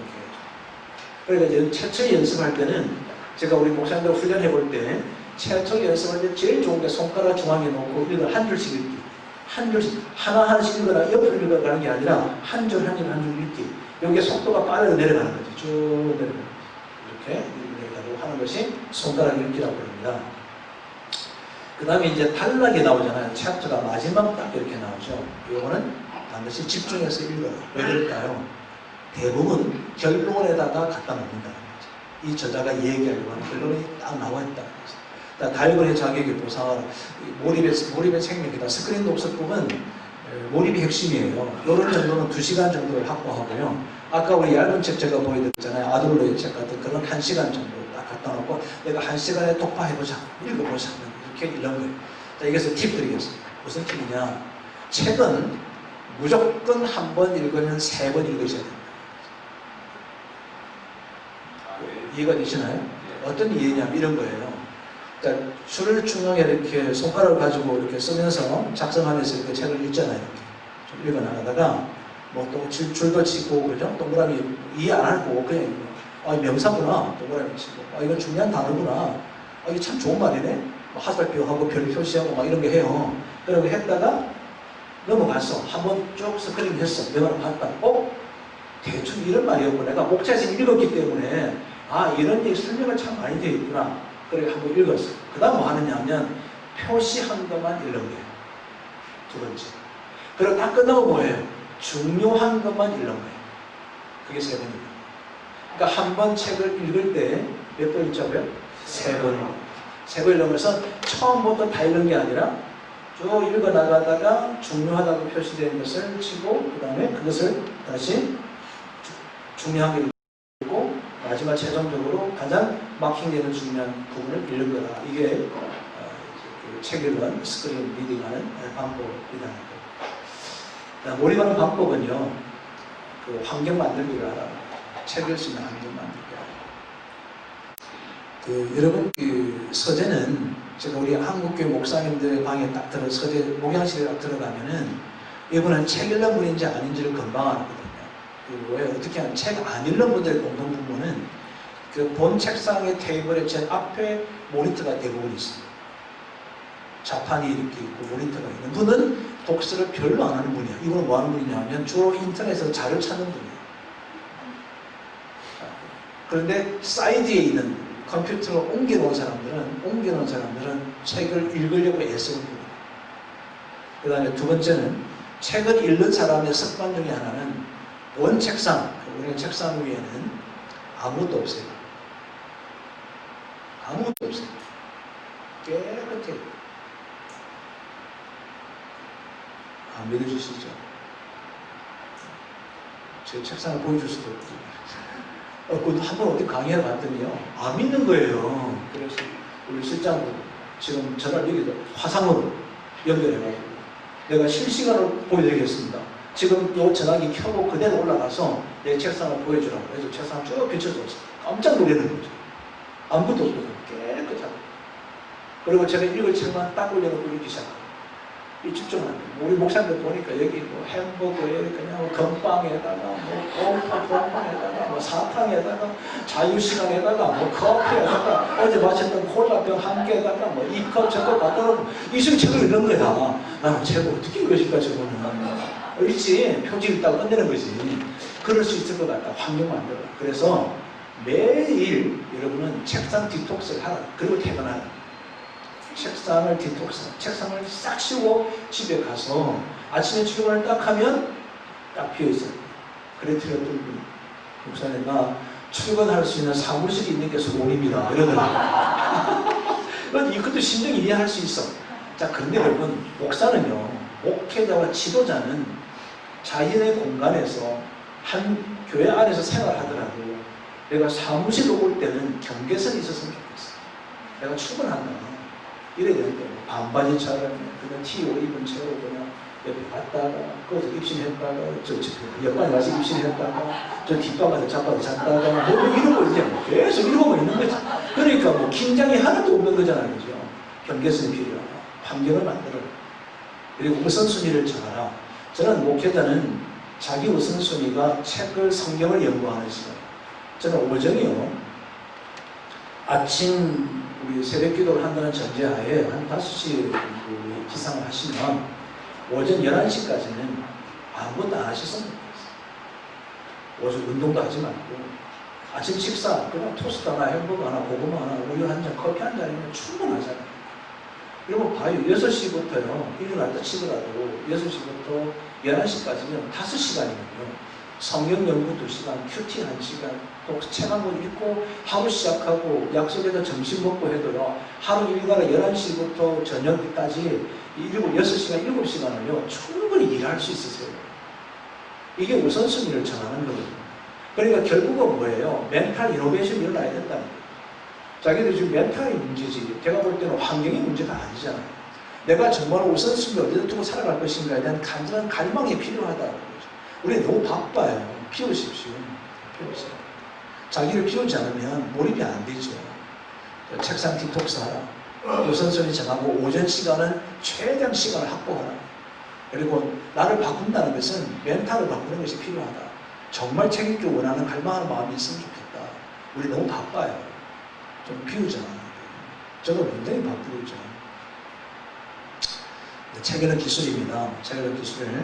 이걸 그냥 들으십시오. 그냥 쭉 들으시고 제가 자료 두면, 이거는 지금 여러분 사실은 이제 이 책 읽는 기술까지 공부하려면 우리가 정해진 시간 안에 해나가는 것이 굉장히 어렵습니다. 제가 설명을 하겠습니다. 책을 읽는 기술이 있고요. 비평적 책 읽기라고 하는 것이 있습니다. 단계적으로 나가는데, 첫 번째 우리가 던져야 될 질문이 뭐냐면, 스스로 우리는 다음의 질문에 먼저 질문을 던지면서 답을 찾아가는 거예요.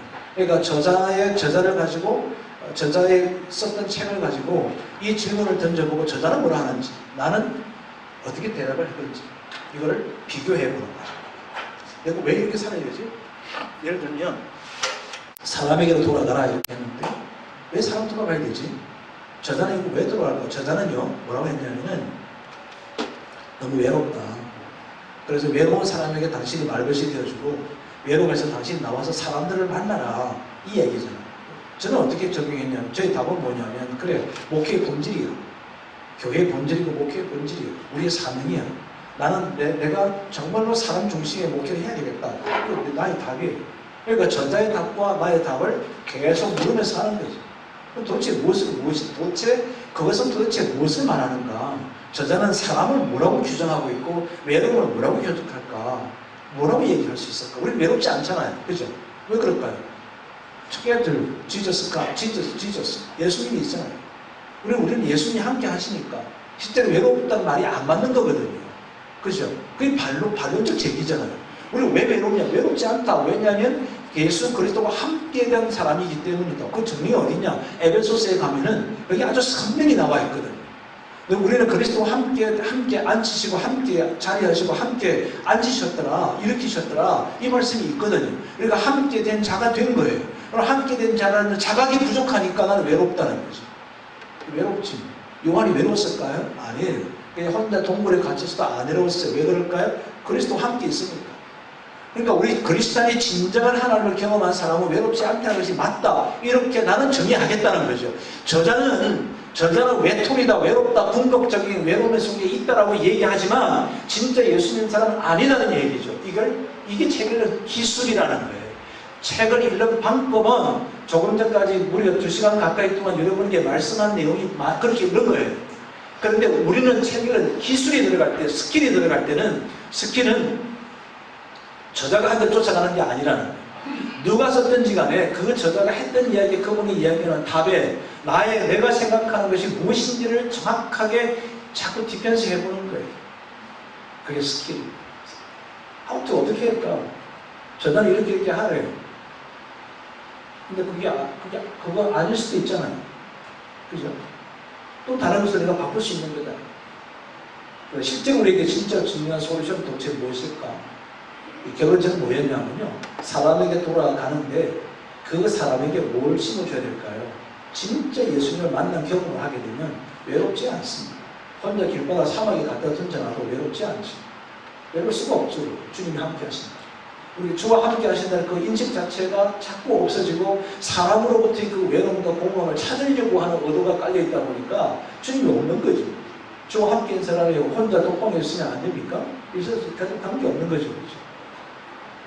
그런 것에 대한 질문을 해가는 것이 책 읽기입니다. 자, 두 번째, 하나의 결단을 하라는 거죠. 이 책을 통해서 내가 결단할 것은 무엇일까? 자, 여러분, 제가요, 우리 목사님들에게, 다 사역하시는 분들이니까 제발 좀 부탁할 게 하나 있어요. 이 자리를 빌어서. 뭐냐면, 기도의 표현의 수준을 좀 다르게 했으면 좋겠다. 기도의 표현의 수준을 다르게. 무슨 얘기냐면, 자, 오늘 우리 책을 이렇게 읽었잖아요. 그러면 기도할 때, 하나님, 우리가 사실은 이 땅에 다들 풍요로움 속에 살아가고 있지만, 그 속에서도 외로운 우리 많은 사람들에게 있는데, 우리가 그런 사람들에 돌아가는 목회의 새로운 여정을 우리가 함께 살아갈 수 있으면 좋겠습니다. 이렇게 좀 기도의 표현이 달라졌으면 좋겠는데, 기도는 10년 전이나 20년 전이나 30년 전이나 기도의 표현은 똑같은 거예요. 책을 읽은 사람이나 안 읽은 사람이나 영성 깊은 사람이나 안 깊은 사람이나 기도하면 똑같은 거예요.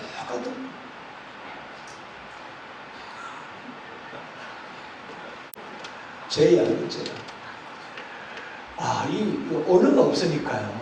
언어가 체득화가 안 돼 있으니까 그 표현하는 것들이 설교 똑같이, 기도 똑같이, 그거 여러분 10년 동안 그 설교 똑같이 듣고 있는 우리 교인들은요, 정말 존경 대상이야. 존경 대상이라고. 여러분 한 사람의 언어를요, 변화되지 않은 그 언어를 10년, 20년 동안 이걸 다 듣고 앉아 소화를 다 해내고, 그럼에도 불구하고 우리 주의 종을 위해서 나는 헌신하고 살아가야 되겠다라고 결단하는 우리 평신도들 보면요, 눈물겹고 감격스럽다. 여러분 얘기하는 건 절대 아니야. 정말 감격스러워.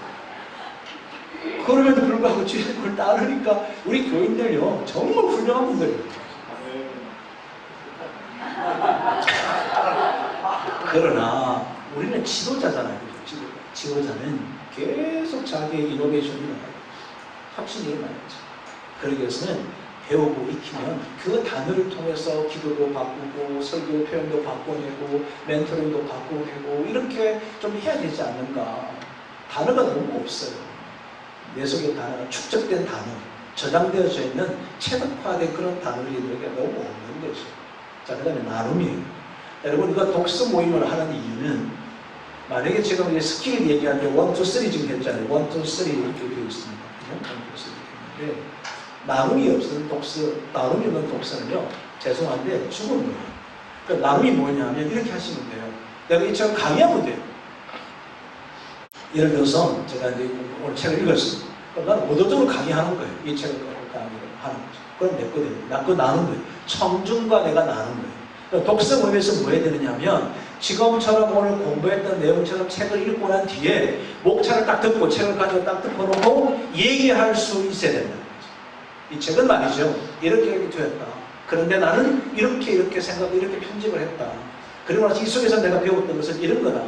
그래서 이분이 이렇게 얘기하는데 나는 이렇게 얘기한다. 이게 독서 토론의 핵심이다. 저자가 이렇게 얘기했다. 그거는 아무 해도 돼요.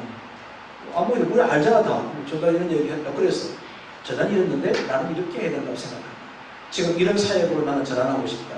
그래서 아마 그 김 소장이 얘기하는 멘토링은 아마 이런 것에서 그렇게 얘기하지 않았을까. 그래서 나는 멘토링 사역이 앞으로 미래의 대안이라고 하는 것에 난 100% 동의한다. 이렇게 하는 거죠. 이게 독서 나눔의 핵심 포인트예요. 이것도 있고요. 여기 보시면 4번에 보면 결론적으로 나에게 어떤 변화를 이루어야 되는가. 자, 여러분 제가 오늘 이런 얘기 했습니다. 우리가 책을 하나 딱 읽으면 그 책에 있어서의 한 가지는 결단하자 이런 말씀 드렸잖아요. 한 가지 결단하자. 자, 그럼 이 결단이 뭐 할까요? 한 가지의 변화를 만드는 거예요. 그러니까 책을 하나 읽었으면 그 한 권에 대해서 내가 하나의 어떤 하나의 행동적 변화, 습관적 변화를 만들어내는 거다. 자, 그래서 이 책을 통해 우리가 기억해야 되는 문장과 단어는 무엇인가 반드시 작은 노트에다가 이렇게 기록하라는 거죠. 자, 결론적으로 책 읽는 기술은 뭘까요? 위에 세 가지 다 봐라. 이 위에 세 가지가 이거예요. 바로 지금 여기 있는 거 가로 열고 1, 2, 3 이거 아니고요. 이거죠.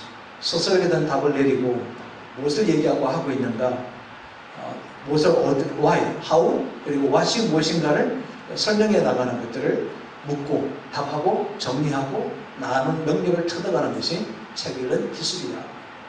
그러니까 여러분이 아마 나름대로 책들을 다 읽었을 거라고 생각해요. 근데 뭘 안 했을까요? 나누는 것을 하지 않을까요? 그래서 나누는 것도 그냥 책만 소개하는 정도로 나누는 것은 진부해질 수 있는 가능성이 굉장히 높다. 이거를 구조를 바꿔보고 그리고 자기의 변화를 얘기하고 난 이 책을 통해서 이런 결단을 했다. 그리고 이런 행동을 바꿔냈다. 이런 용어들이 있었다. 내가 이번에 보니까 이 책을 통해서는 다음과 같은 어록들을 내가 찾을 수 있었다. 내가 이걸 함께 사용할 수 있고 싶고 이 중에 새로 배우는 이런 것들이 있다. 라고 하는 이런 이야기들을 충분히 하는 자기 변화를 나누는 그게 독서 나눔의 가장 생명력이지 않을까 이렇게 생각하는 거죠. 자, 낙서 잘 하셔야 됩니다.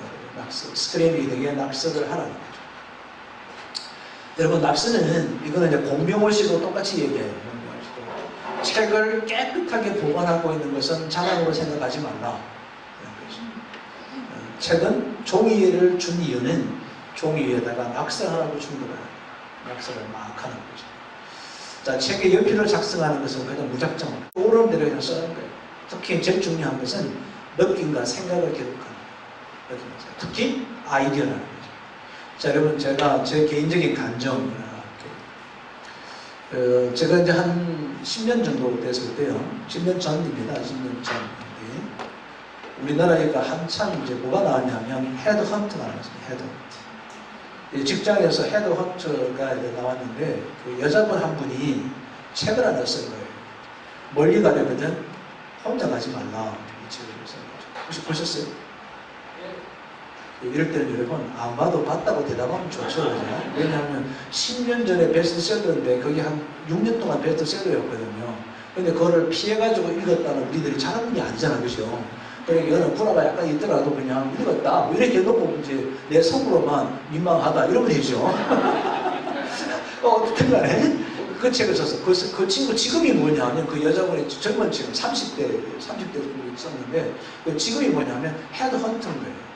그리고 그 책을 읽고 제가 헤드헌터가 도대체 뭐냐 하고 봤더니 그때부터 우리나라에 이제 막 스카우트 하는 거죠. 그러니까 대기업에서 중소기업에서 막 이게 사람이 바뀌니까 이 중소기업은 인재가 별로 없잖아요. 그러다 대기업에서 헤드헌터 해오는 거예요. 그러니까 대기업의 과장급 정도 되는 친구를 이쪽에 부장급 이사님을 데리고 와서 그 노하우를 갖고 오게 하는 일이 헤드헌터를 하는데 이게 자기 비즈니스야. 그래서 헤드헌터가 뭘까 생각을 딱 하는 순간에 책을 읽었죠.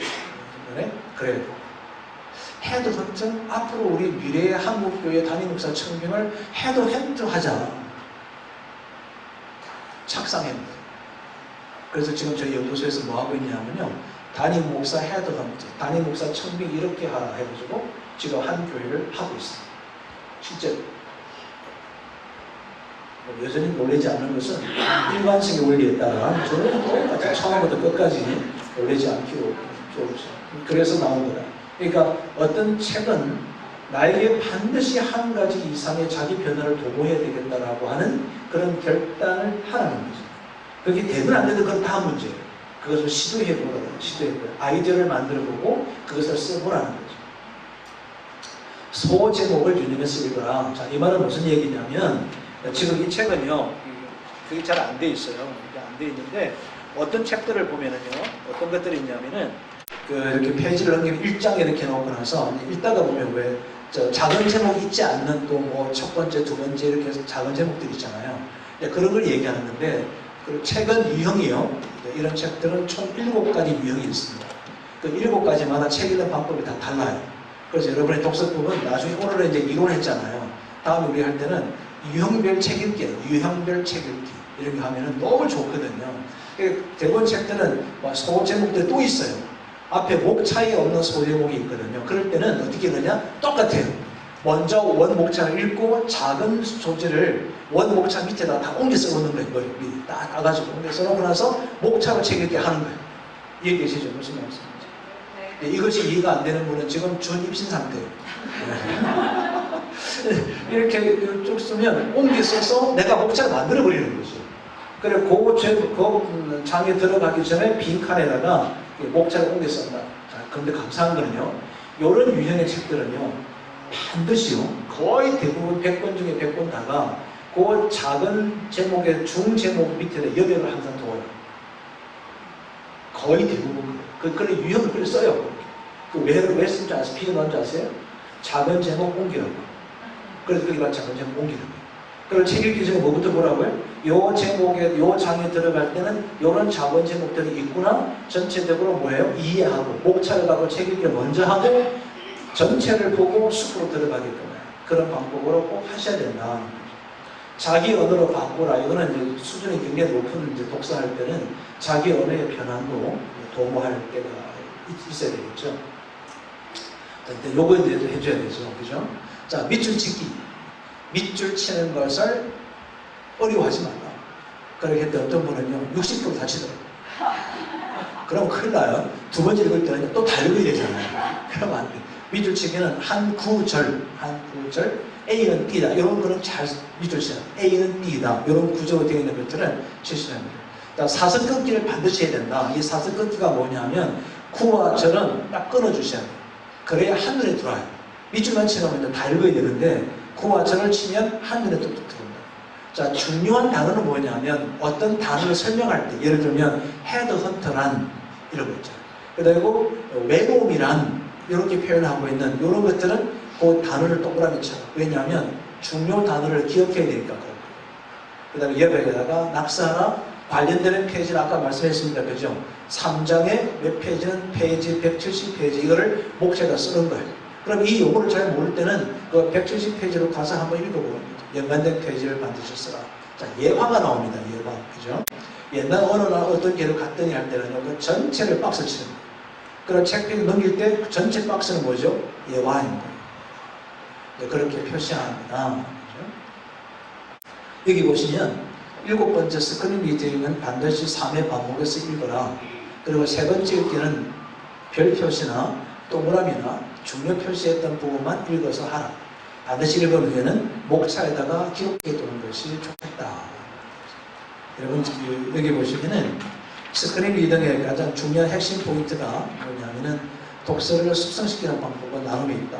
우리 독서 모임 안내를 아주 좀 해주셔서 많은 우리 선교사님들이 함께 참여를 하셔서 독서를 꾸준히 좀 할 수 있으면 참 좋겠다 생각하고요. 나눔을 할 때는 이제 이렇게 좀 하십시오라고 하는 거고요. 3번 써먹지 않으면 읽지도 말라. 그러니까 책을 읽으면 무조건 써먹어요. 설교를 하든 강의를 하든 나눔을 하든 두 네 분하고 둘이서 그냥 이 책을 갖고 막 얘기를 나눠도 참 좋겠다는 얘기죠. 그런데 왜 부부가 큐티가 안 되고 책 나눔이 안 되는 이유 아시죠? 우기니까 안 돼요. 틀렸다는 거야. 당신 잘못 읽었다는 거지. 그럼 그 다음부터는 절대 안 되죠. 그렇죠? 그런데 차라리 밖에 나가서 혼자 읽겠다는 거예요. 존중하는 필요가 있죠. 써먹도록 하라. 강의로 하든지 나눔하든지.